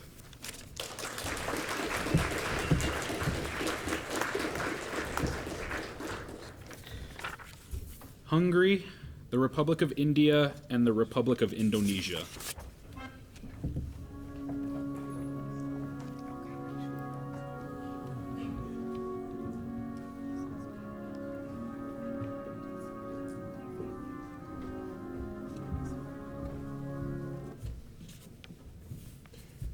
delegations of the world, we have gathered once again to forge the destiny of our planet.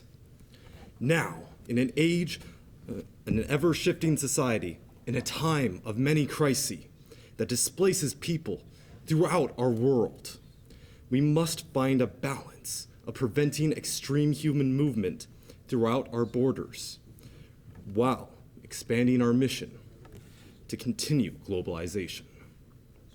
However, we must remember not to neglect the world itself.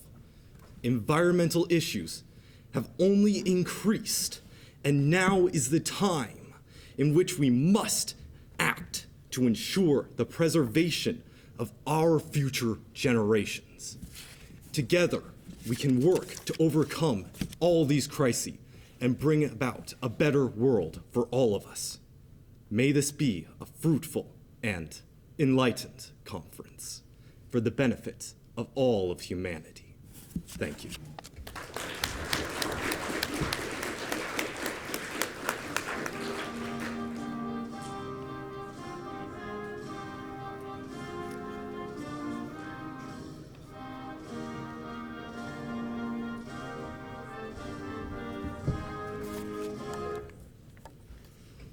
Welcome, esteemed delegates. India is extremely honored to be here among such respected representatives to achieve goals together that one nation couldn't alone. India's priority has always been ensuring the equality of representation in the United Nations Security Council.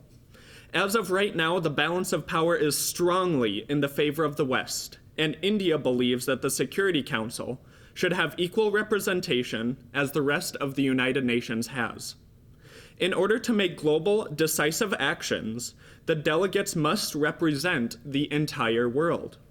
We must strive for equal representation in the Security Council, as we have in all other aspects of this great organization.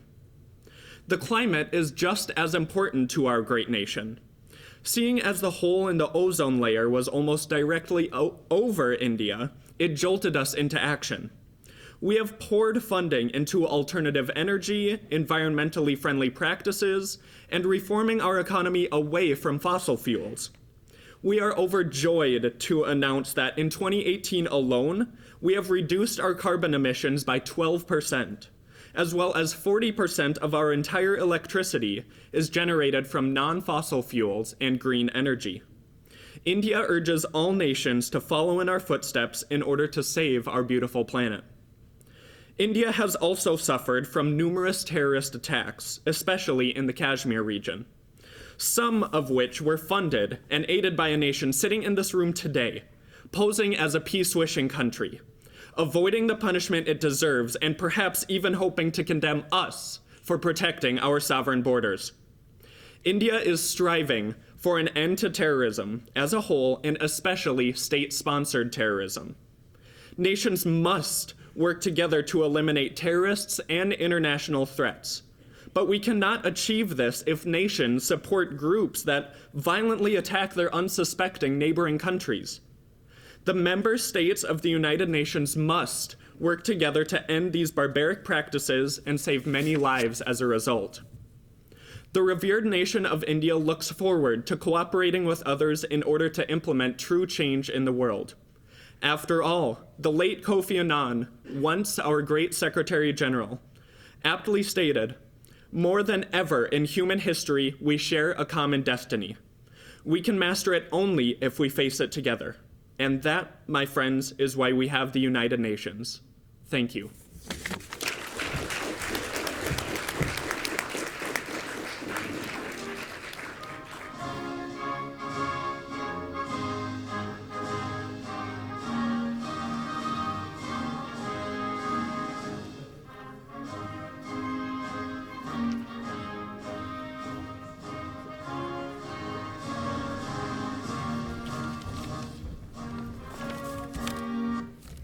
Good evening, Madam President, delegates, and distinguished guests.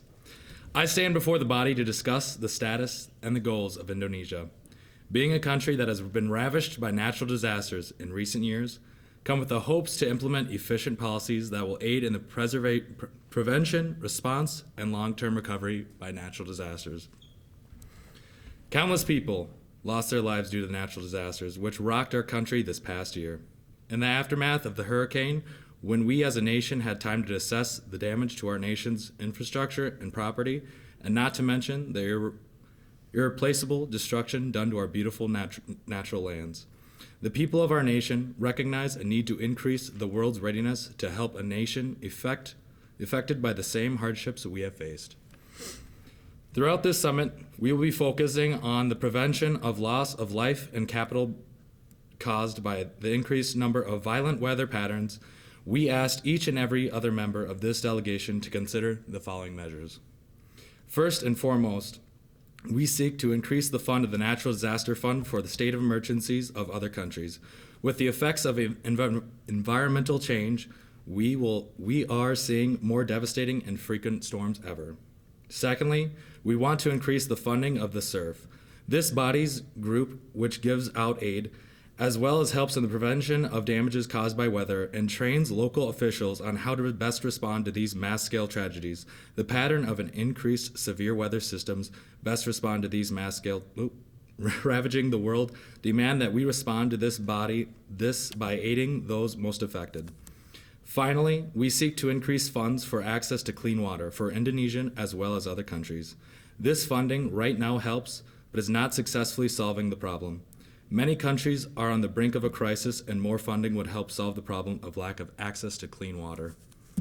In order to create a better world for tomorrow, we must be bold in our response to the adversity we are facing as individual nations, but also as this world as a whole.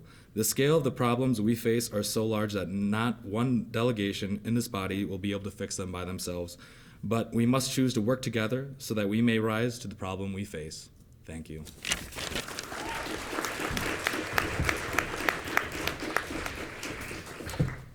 Okay, we're just going to try and speed this up a little bit. So now I'm going to start calling 5 names at a time. If I do call your name, please just come and stand on either side of the podium just so you can get up here right away. We're probably going to skip the anthems now. So now I'll be calling 5 names at a time. So if I call your name, come up to the side. Iran will not be giving a speech tonight. So we have Japan, Kuwait, Laos, Lebanon, and Malaysia.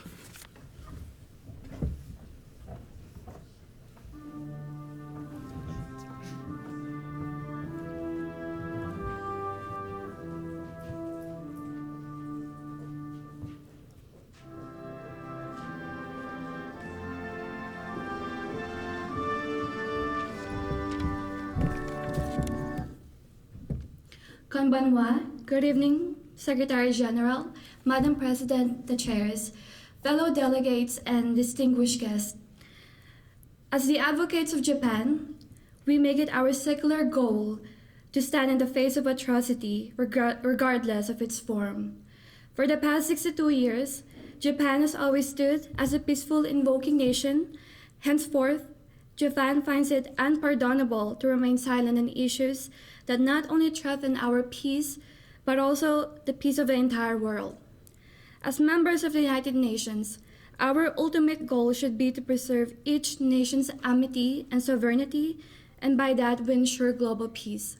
However, we have of recent times been eyeless to some of paradigm issues, ones of a highly threatening caliber, such as the threat of nuclear weapon testing, threat of poverty, and mental illness.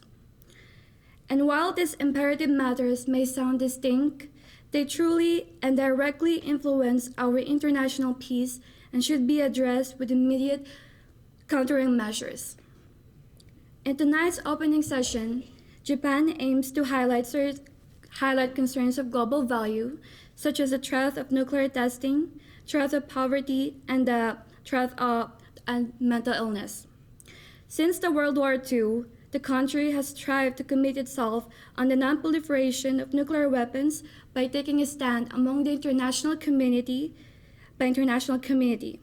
Japan has fully supported the ratification of the Comprehensive Test Ban Treaty since it opened signature in 1996 and will continue to do so in the envisioned future. However, it is to note that the country remains completely alarmed by some nations' advancement through testing of weapons of such catastrophic degree. On the other hand, Japan is also highly keen about the critical state of poverty in Africa. Japan has emphasized in previous conferences the importance of such matters and is trying to apply solutions that were fruitful in other regions. And finally, Japan is stressed by the continued stigmatization of mental disorders. Japan has made crucial steps to help this issue by improving its current program on mental disorders.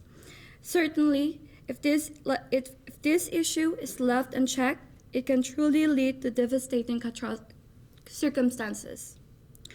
Fellow delegates, while issues of pure political nature do possess certain importance, it should not deter us from our main focus, and that is to aim for an absolute, fair world for all human beings.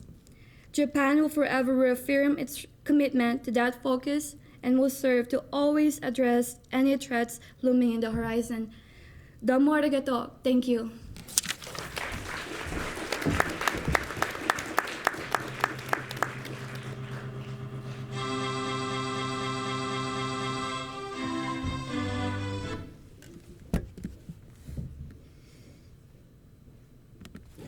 President of the General Assembly, honorable chairs, distinguished delegates, and guests.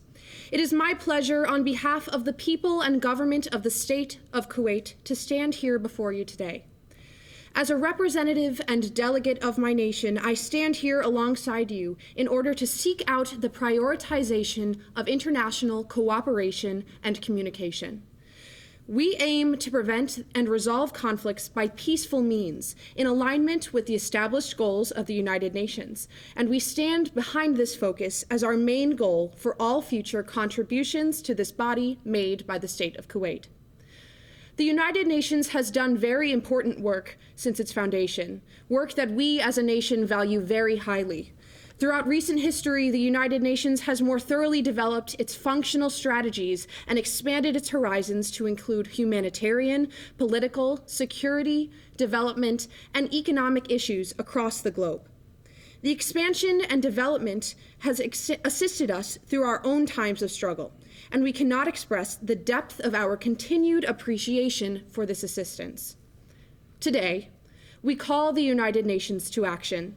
We must combat the growing challenges found in the spread of violence, extremism, and terrorism, and the dangers pertaining to the proliferation of weapons of mass destruction, continuous violations of human rights, global climate change, and others. We address some of these challenges in our resolutions this weekend. We build upon the policy goals of our nation for the benefit of all. First, by focusing on increasing cybersecurity in our growing technological world. The growing frequency of the misuse of information and communications technologies poses a dangerous threat to nation states across the globe, jeopardizing international intelligence. Second, by eradicating the detriment of unemployment across the globe. Over 192 million people worldwide are unemployed, not including the 1.4 billion workers estimated to be vulnerable against unemployment. And finally, by preserving the safety of Palestinian refugees. Funding deficiencies within Palestinian communities mean the closing of important schools and the decrease of aid necessary for survival, a direct jeopardization of human rights. Through these resolutions and through past actions, we focus today and onward on preserving the safety of the global population to improve the well-being of all. We aim to achieve solutions to global challenges peacefully and to encourage cooperation efforts between nations. We do so with precedents set by the United Nations Charter as well as prior policy initiatives by our nation. Human rights and well-being shall remain the foundational sectors of our foreign policy, as these concepts promote peace and justice and help us achieve our central goal of seeing true international peace and security in our world. Thank you.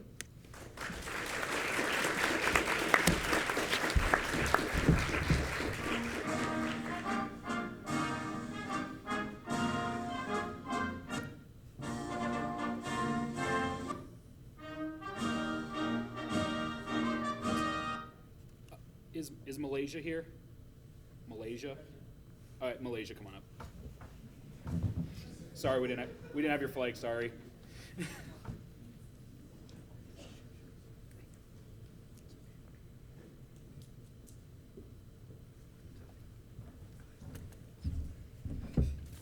Unfortunately, I don't see the flag of Malaysia and the anthem is not here. So it's not right. First and foremost, I would like to deliver greetings all the way from Asia, the people of Malaysia, and the Prime Minister, Dr. Satu Mahathir Mohamad. Abakaba. The President, the chairs, head of states, dear delegates, ladies and gentlemen, good evening. Malaysia is humbled to be part of this annual conference. On behalf of Malaysia, I thank the committee and the people who have organized this for the warm welcome and the hospitality we have received. Malaysia acknowledges all the work and the effort the UN has done since its establishment to promote peace and prosperity in the world. We would like to take a hand in working with other countries in the agendas we all propose in this meeting to contribute in the promotion of peace and harmony in the world, especially in these times in which we face a lot of challenges. Challenges that consist of climate change, refugee crisis, terrorism, religious conflicts, extremism, poverty, natural calamities like earthquakes, and many others. Nevertheless, violation of human rights and rights of freedom of religion have been on the rise recently. These have been brought to our attention by a number of heartbreaking incidents that occurred in different parts of the world. Just a month ago, 54 worshippers were massacred in a mosque in Christchurch, New Zealand. Before that, 2 suicide bombers bombed a Roman Catholic cathedral in southern Philippines, in which have killed 20 people and injured dozens more. This is not a calamity for one single country, but a big challenge that most countries in the world face. Unfortunately, we are in a world where hate and intolerance spreads faster than love and compassion. What is the result? Insecurity, loss of lives, and hate among people. Malaysia is a multi-religious country, majority made of Muslims and Buddhists. This is the reason why we are working day and night that every religion feel a sense of belonging in this country. We brought together all religious leaders on the same table to have interfaith dialogues so that we are not turned against each other in terms of conflicts. This has brought us together, and we hope this works in a large scale with the help of the UN and other countries. After all, we are all humans. We share a common value. Malaysia understands, despite all differences and priorities, we share the same goal, a world full of love, peace, and prosperity. Thank you.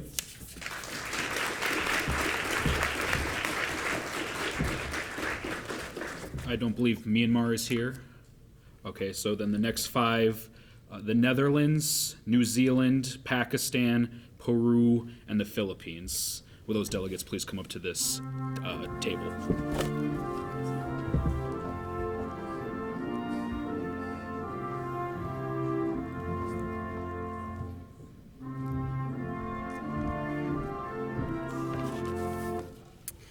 Greetings, Madam President, honorable chairs, delegates, and distinguished guests. The Kingdom of the Netherlands is honored to be here at this session of the United Nations. We have the United Nations for facilitating international cooperation to solve issues common to us all, such as poverty and inequality, degradation of the environment, and violations to human rights. International cooperation is based on progress. As we grow, so should our neighbors grow. Cooperation has benefited many nations, and the foundation of cooperation is the rejection of polarization, as well as the embracing of warm relations among one another and respecting one another. The Netherlands remains committed to international cooperation as it is enshrined in Article 90 of our Constitution. We remain committed to the sustainability of our environment through the Sustainable Development Goals 2030 and emphasize the need for waste reduction, and promotion of resource recovery. We emphasize improving air quality and reducing pollution as necessary for improving health and addressing climate change. Cooperation is important for adapting to climate change, and coordination is necessary to promoting sustainability of our environment. It is not up to one country to address climate change. It's up to us all as we share the environment. We remain concerned about the continued human rights violations worldwide. We should remain vigilant to defend the human rights of all, and the international community should not be paralyzed in addressing violations to human rights. We call the international community to remain committed to solving the conflicts, providing protection and aid to citizens affected by conflicts. We emphasize economic development, reconstruction, and reconciliation as important parts of post-conflict peace building. We emphasize the need to support victims and families affected by terrorism and increase international coordination of counterterrorism efforts.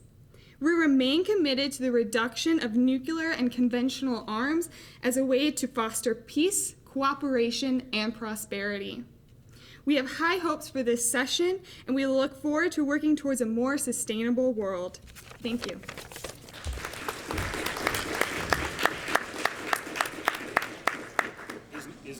Is New Zealand here? Oh, you're New Zealand? Okay, perfect.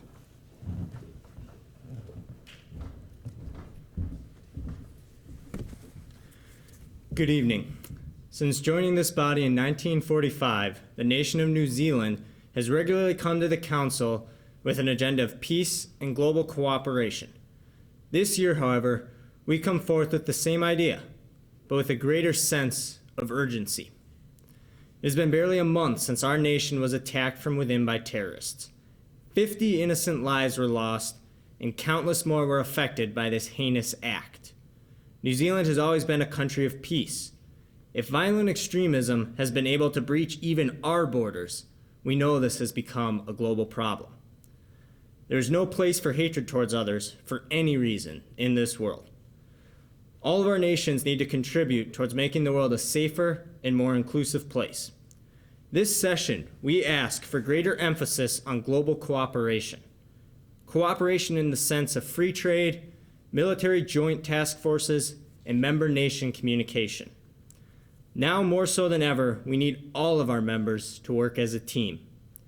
One way we can promote global cooperation is through multilateral free trade agreements. New Zealand is proud to be the home of the Trans-Pacific Partnership Depository, and we believe free trade agreements such as the Trans-Pacific improve the economic prosperity of all members involved. Our nation also strongly believes that if we can improve the economic cooperation of all nations, we will also begin to see more peace in the world. Improved economics and increased peace. That is a win-win for all.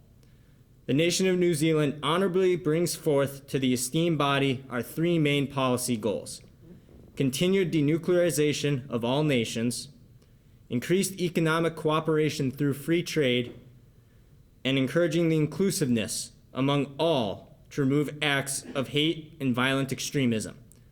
We challenge our fellow members of the Council to do more than just take a stand for publicity. We challenge you to take action towards resolving these problems. Thank you.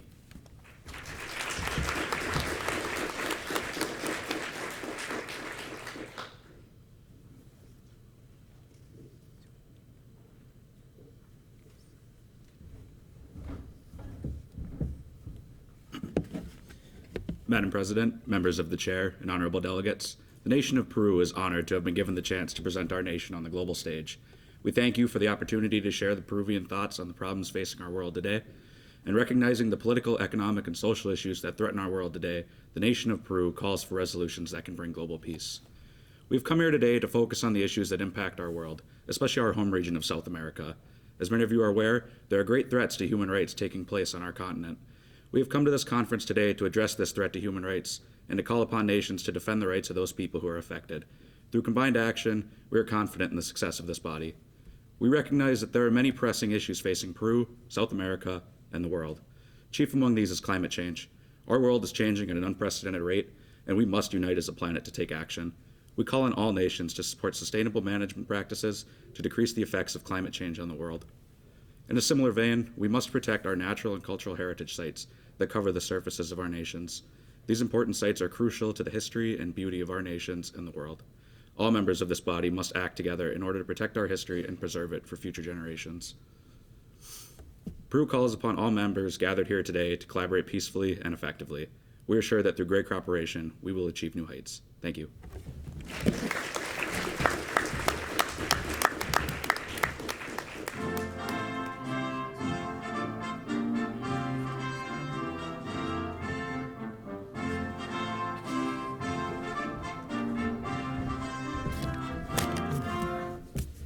Hello, UN. Poland would like to welcome you and say thank you to everyone who attended and who is a member state of the United Nations. First of all, I would like to take a moment of silence for the members of Poland that died during World War II.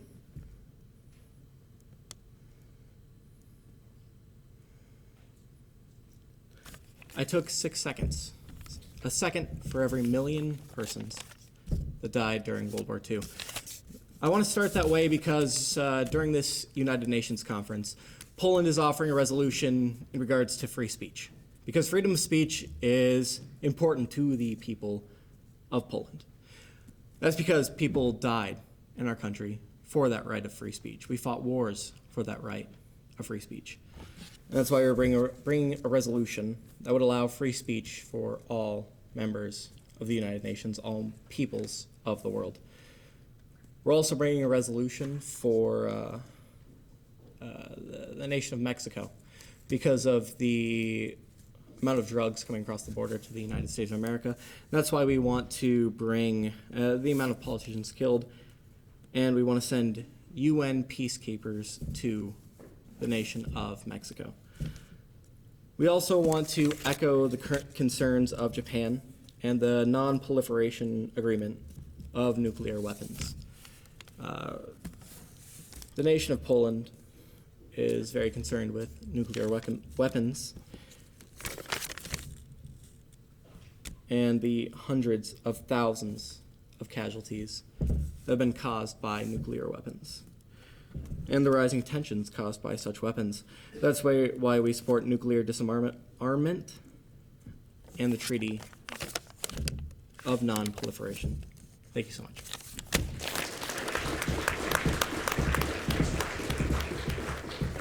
Would the delegation from the Philippines like to come up?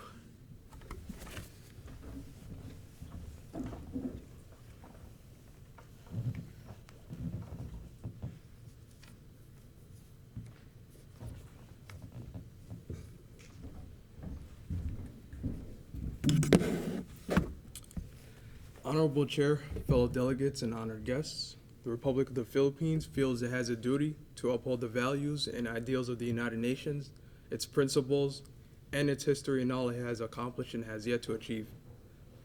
With that goal in mind, we ask for our peers to support us in combating the threat of international and domestic terrorism, as well as poverty being a universal issue. Living in poverty means a life of struggle and deprivation. We all have a duty to work against this issue, as nearly half of the world's population, more than 3 billion people, live on $2.50 a day. 1 billion children don't even know where the next meal is coming from. This is in correlation with the lack of education. Living in poverty also means not being able to afford a doctor or medical treatment. It means no electricity, limited shelter, and often little to no food on the table. For younger children, improper nutrition results in malnutrition that permanently impacts their development. In impoverished countries where many people lack basic access to clean water and sanitation, poverty means the spread of preventable diseases and the unnecessary death of children. Working together to combat these problems and others like them build solidarity within our global community. However, without cooperation, whatever we build will crumble, and all the good that we do will be for a meaningless purpose. So for the good of this world, we ask that you stand with the Philippines. We cede the remainder of our time to the chair. Thank you.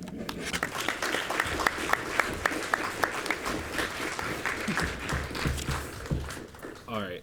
Up next, the Russian Federation, Somalia, South Africa, and Spain.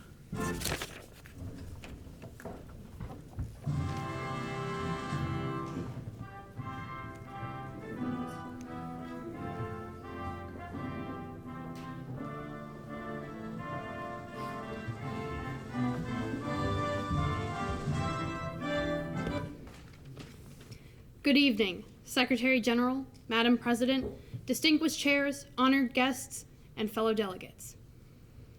The Russian Federation is glad to join you all here today and excited for what promises to be an impactful few days of diplomacy, deliberation, and policy making.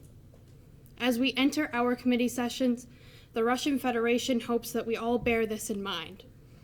The power and legitimacy of this organization is based in the two things that make it up its title: United Nations. We must stand united against what may serve to tear us apart. We must foster mutual understanding and respect. We must see the humanity in one another.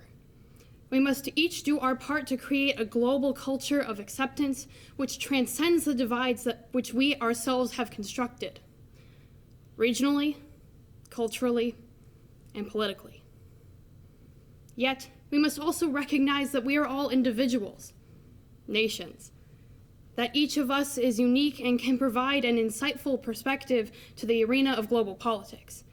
We must also act on this recognition, treating our fellow states not as less than because of political or cultural difference, but rather as key members of this organization, doing their part to create a UN which is representative of all of its delegations.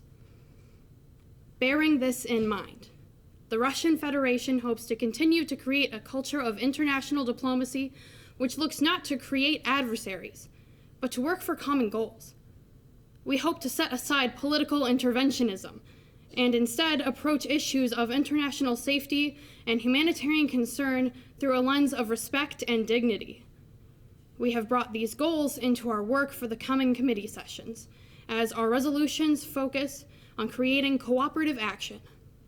We strive to do this domestically as we battle declining birth rates, seeking out the aid of our global allies and calling upon international humanitarian aid. We seek to do this globally as we consider the sovereignty of natural resources, reminding ourselves of the importance of mutual respect and national sovereignty as important grounds on which to build just international policy. And finally, we look to cooperative action in our fellow nation states as we work to create peace both in Ukraine and Venezuela. We hope you join us in this mission. Thank you, and we look forward to working together.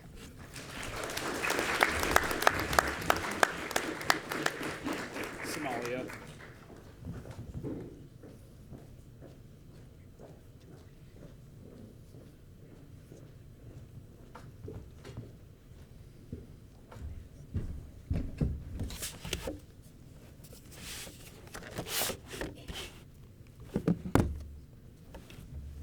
بسم الله الرحمن الرحيم fiidnimo wanaagsan mudanayaal iyo marwooyin iyo dhammaan martida sharafta leh. Good evening, ladies and gentlemen, President of the General Assembly, fellow delegates and distinguished guests. Do you think it's an achievable thing for the global community to live in a world without any form of threats of terrorism? The people and the Federal Republic of Somalia believe so. We believe that we can conquer any form of violent terrorism if we all come together, hold hands together, and unify against it together. I bring warm greetings and good wishes from our President, His Excellency, Mr. Mohamed Abdullahi Farmajo, and the entire government and the people of the Federal Republic of Somalia. Fellow delegates and honorable guests, the delegate of Somalia is extremely glad to participate in this conference. In order to make this gathering fruitful, we have to make wise decisions after considering every resolution. As delegates of Somalia, I'm deeply concerned about the importance of creating a global community without the atmosphere of terrorism and terrorist activities. The delegation of Somalia believe that the eradication of terrorism is pivotal to our UN gathering today. Let's all bear in mind that the United Nations was designed to make this world a better place, which enforces that all walks of life can live equally and freely without any hindrance. In the past 2 decades, Somalia and its people were battling with several challenges. Terrorist clan clashes and foreign interference were some causes of Somalia's plagued and prolonged turmoil. As we are all aware, terrorist organizations have become a global threat. However, there are some particular countries that are fueling the outspread of these organizations by funding them financially, politically, and militarily. Despite many efforts made by the international community to oust these terrorist groups, they are still capable of carrying out disastrous attacks. Honorable delegates and chair members, delegates of Somalia hope for a positive and productive discussion in order to find solutions for terrorism threats issues at hand today. We should all have unique solutions on this particular issue. Thank you very much for lending me your ears.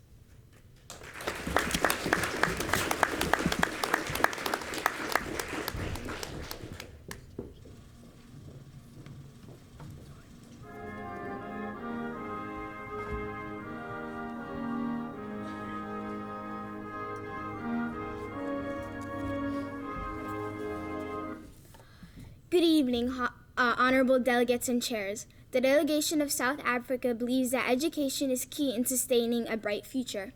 As of 2015, 1 in 5 children, adolescents, and youth is out of school, and we feel that it is our duty to make sure that quality education becomes accessible to all. Under the 1985 Convention on the Rights of the Child, we understand that a child should be prepared to live a full individual life and that right is inclusive to both girls and people of vulnerable groups and those living in vulnerable areas. We also wish that educational facilities and infrastructures are better regulated so that they have all the basic necessities such as clean water, classrooms, and a qualified staff to help bolster that quality received. We also understand that children have the basic rights to life, and to ensure that we wish to reduce the child mortality rate. We recommend the increase of administrative measures to stop the rate of maternal mortality and the spread of HIV and similar diseases. We need to give proper education to the people so that they can be safe and know what type of measures they need to eradicate the spread of this deadly disease, especially in women and children. Furthermore, South Africa believes in the support of human rights and in the international humanitarian law. We recognize the travesty that occurred in the Democratic Republic of Congo, and we will not stand for such atrocities against human life. South Africa believes in the integration of displaced people. Others leave their homelands despite the consequences, prejudices, and battles they may face for the hopes of a better future, and it's our duty to help. But even with all the work, there are people who manage to take advantage of the resources needed to help those who actually need it. To counteract this, there needs to be countermeasures set in place to screen the usage of the resources so they are not abused. The delegation of South Africa trusts that together we will work towards creating a better tomorrow. We will provide our children and youth with unlimited opportunities to make our future generation the best we can. I hope we will all work together for the mutual benefit of taking the first steps for bettering the future. Thank you.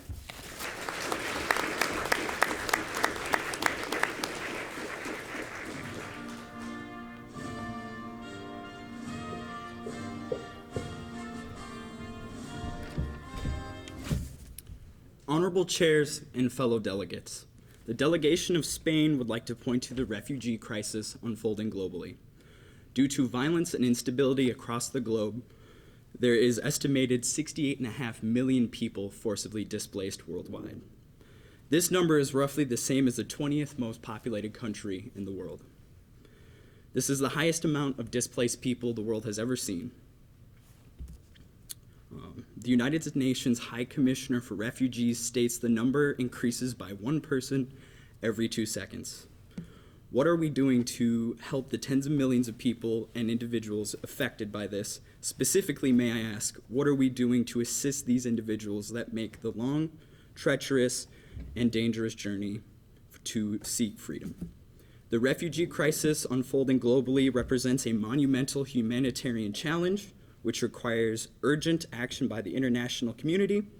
Through consensus building and integrated policy, we have the opportunity to build welcoming and prosperous institutions for all asylum seekers. Thank you.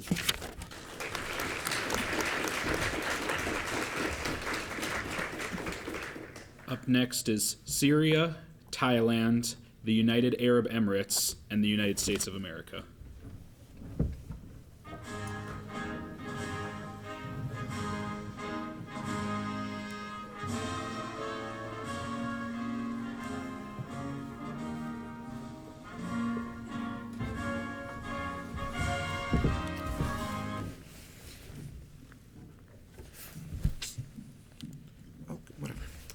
Thank you, Honorable President and fellow delegates. At this time, many across the Middle East live in fear of insidious entities that threaten peace and security. Millions of Syrians and other constituents of Middle Eastern countries are being displaced and terrorized by those who wish to do no more than villainize the Assad regime and horrifically alter their very way of life. Innocent people are being systematically oppressed by institutions that seek to terrorize and are being carelessly victimized by unorthodox warfare practices. This conflict is responsible for the 11.7 million people in need of humanitarian aid and the 6.2 million displaced civilians who have become more susceptible to human trafficking. These unchecked forces have riddled the Middle East with terrorist organizations that yield fear, weapons of war, and humanitarian violations. The Syrian Arab Republic recognizes the need for intervention and calls for the expulsion of these forces.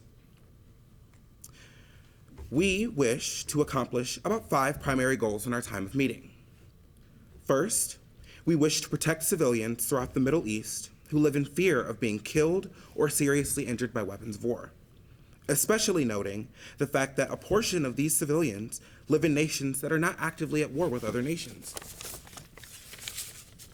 Second, we, the Syrian Arab Republic, also would like nothing more than to bring about peace to our nation and bring greater stability to the region as a whole, so that no one will have to live in fear of being killed or injured for reasons or causes that are not their own.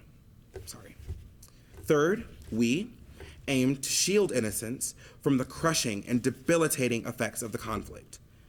Assisting in their protection and rehabilitation is of paramount importance in regards to reestablishing peace and stabilizing the Assad regime as the primary authority within the region.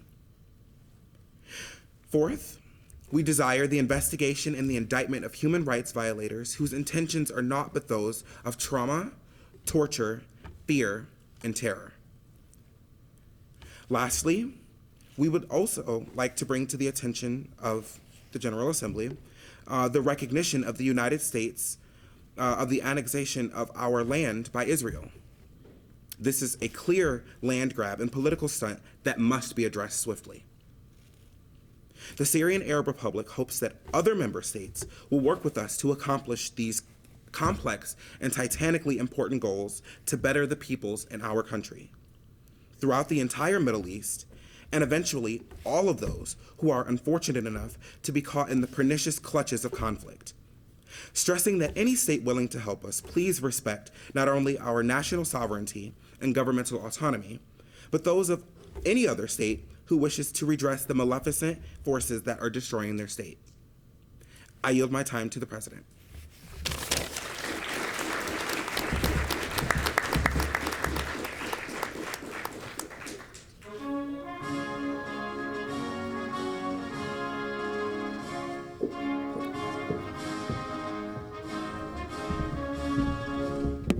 Hi.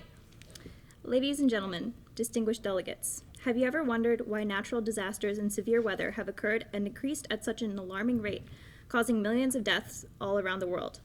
I often wonder, is there anything we can do at the United Nations to make these events less severe or even stop them completely? Thailand believes this answer is absolutely yes. However, to accomplish this, every nation must work together to reach these goals and reduce human-caused climate change.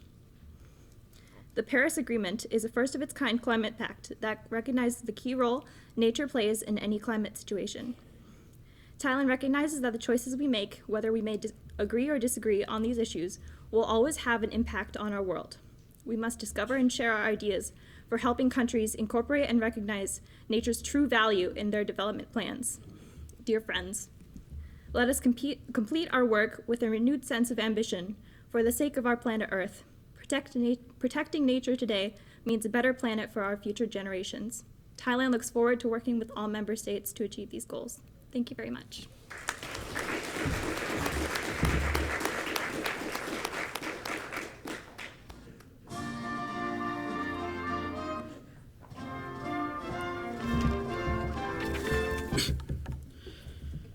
Fellow delegates, the 21st century has been a positive turning point for many countries in the world, including the United Arab Emirates.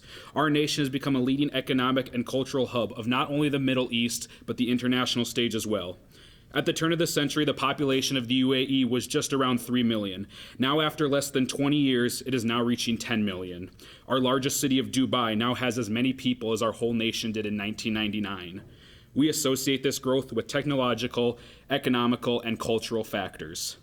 Looking at our great city of Dubai, we recall that what was once a desert enclave is now a first-class, futuristic city, the envy of the Arabian Peninsula. We attribute this to the opportunities the UAE has gained through our economy and immigration. The UAE has a remarkable resume for economic partnerships throughout the world, and we are humble and gracious for these relationships. We would also like to emphasize that as a nation of 10 million people, roughly 80% are immigrants. We believe that without the influx into our nation, our economy and growth would not have been stimulated. The UAE sees the positive impacts of immigrants on developing nations and would like to emphasize those benefits. The UAE is here today to discuss the growing world and its current vision. Like many developing states, we have formulated a plan of our goals and prospects for the future.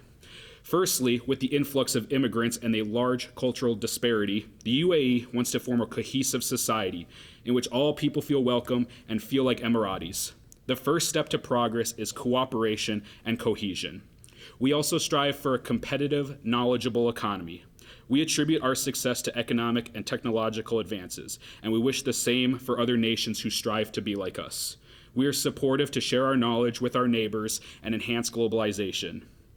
To avoid living in the past and to ensure the best for our citizens in health and life, we also strive for world-class healthcare and a first-rate education system. Humans, in the advanced century we live in, deserve the best from their governments, which includes providing healthcare and lifestyle information. Not only this, but people deserve the right to be educated with the very best education their nations can provide them. Higher learning and universal health care increase morale, innovation, and output, which, all in all, stimulate growth. Our world is in the most advanced period in all of human history. The cultural and economic progress our nation has experienced has helped bring us to this point in time as well. Meeting the needs of the people meets the needs of the nation, which come full circle in growth. The United Arab Emirates is gifted and wishes the same for the nations of the world. As we have done in our nation, we wish to expect the same cooperation and cohesion on a global scale. Only together can we be united in knowledge, united in responsibility, united in prosperity, and united in our destiny. Thank you.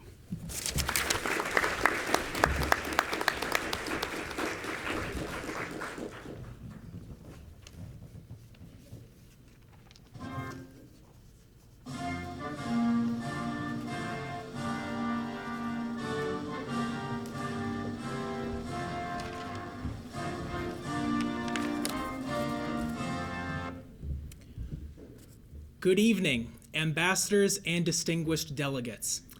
The United States welcomes you all to this assembly. As we proceed with our deliberations, let us turn our thoughts to past delegations which have gathered in like fashion over the course of, ever since the founding of the United Nations. While with each new session, the issues that we have faced have changed, the fundamental question which we ask ourselves remains the same. What can we do to build a better tomorrow for the future generations of our world's peoples? When we stand united in the purpose of securing global prosperity, peace, and security, the potential of the United Nations is unlimited. But in order to achieve this potential, this body must challenge the status quo and rejuvenate its commitment to defending human rights.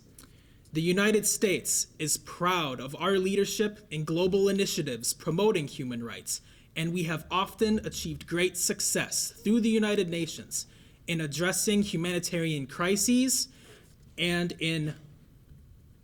human rights violations. However, the United Nations must be more active in its pursuit of defending human rights. As I speak, oppressive regimes such as that of Maduro in Venezuela or Ortega in Nicaragua commit abhorrent acts of violence against their peoples, cracking down on peaceful protests, committing extrajudicial killings, and hunting down members of the political opposition. If we are to remain true to the ideals of the United Nations, we cannot remain passive and allow such atrocities to continue. For even as these regimes commit violence at home, they undermine the international community in addressing their acts. The Human Rights Council is one of the most egregious examples of this case. The lack of a fair and competitive election process allows for oppressive regimes to collude in gaining membership despite their abhorrent human rights records.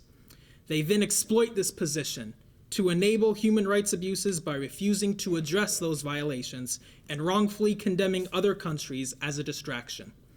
The most prominent example of this involves Israel, which continues to be targeted by the Human Rights Council and has, since its creation, passed more resolutions against Israel than every other country in the world combined.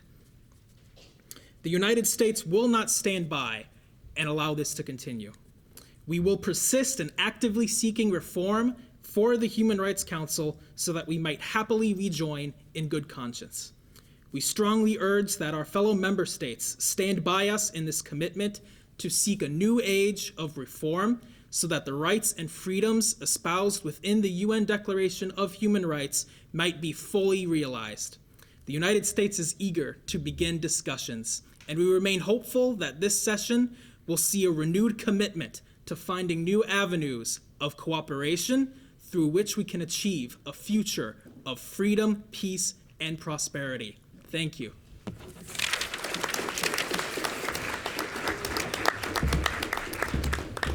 Finally, we have Venezuela and Yemen.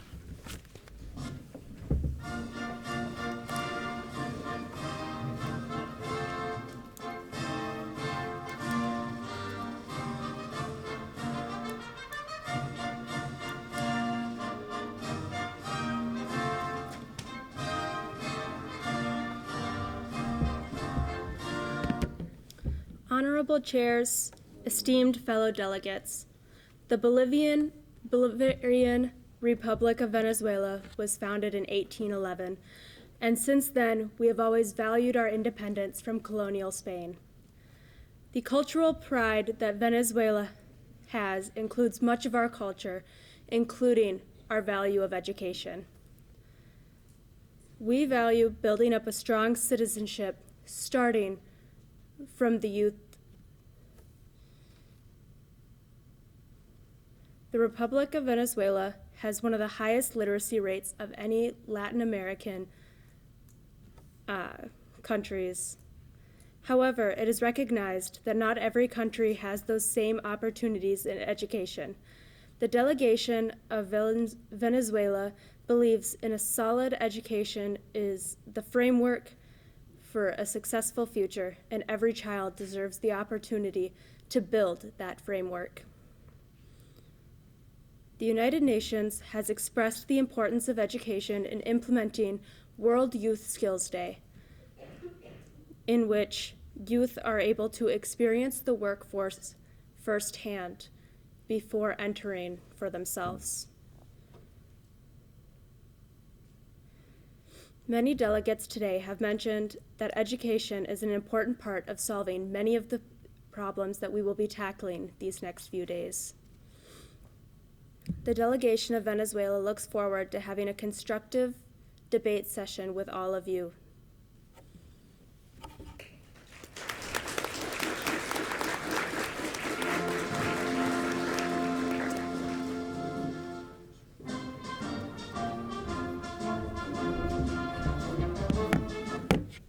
Good evening, honorable ladies and gentlemen, distinguished Secretary General.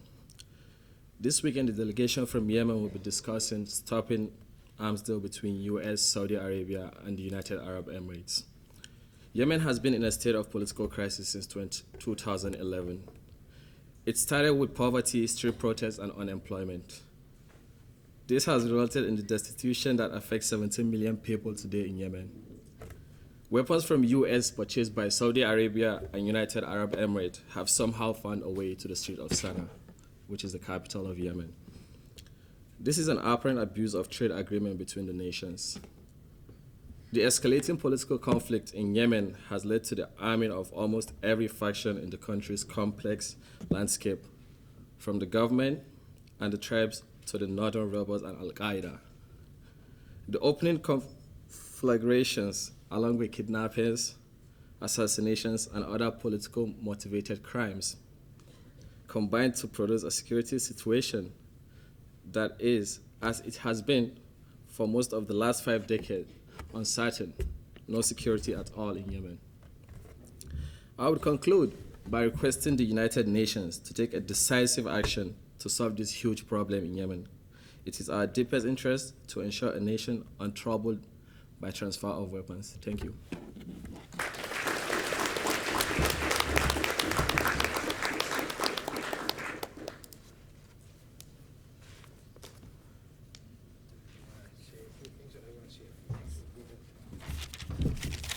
I want to thank all of the delegates for sharing their policy statements with us this evening. I know we're all looking forward to having a very productive summit this year. I want to apologize to any countries who did not see their flags welcoming them up to the stage for their speeches. We did have some time constraints that we were dealing with, so I apologize for that, and thank you all for coming. I'm going to pass it to the Secretary General, and then we may adjourn. Okay. Well, thank you very much. And first, a round of applause to all that spoke, all of the people that spoke.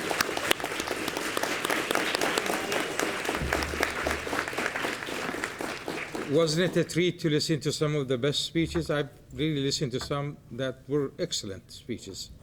And so that really is very satisfying to sit there and see what some of you have been able to accomplish. So thank you, and we really appreciate that. And a round of applause to the people here, to the Madam President, Rachel Iverson, to Soria, to Lyndon, and to our guest Kevin, and to Nathan. They did a wonderful job. Thank you. Just a couple of things before we, call it a day.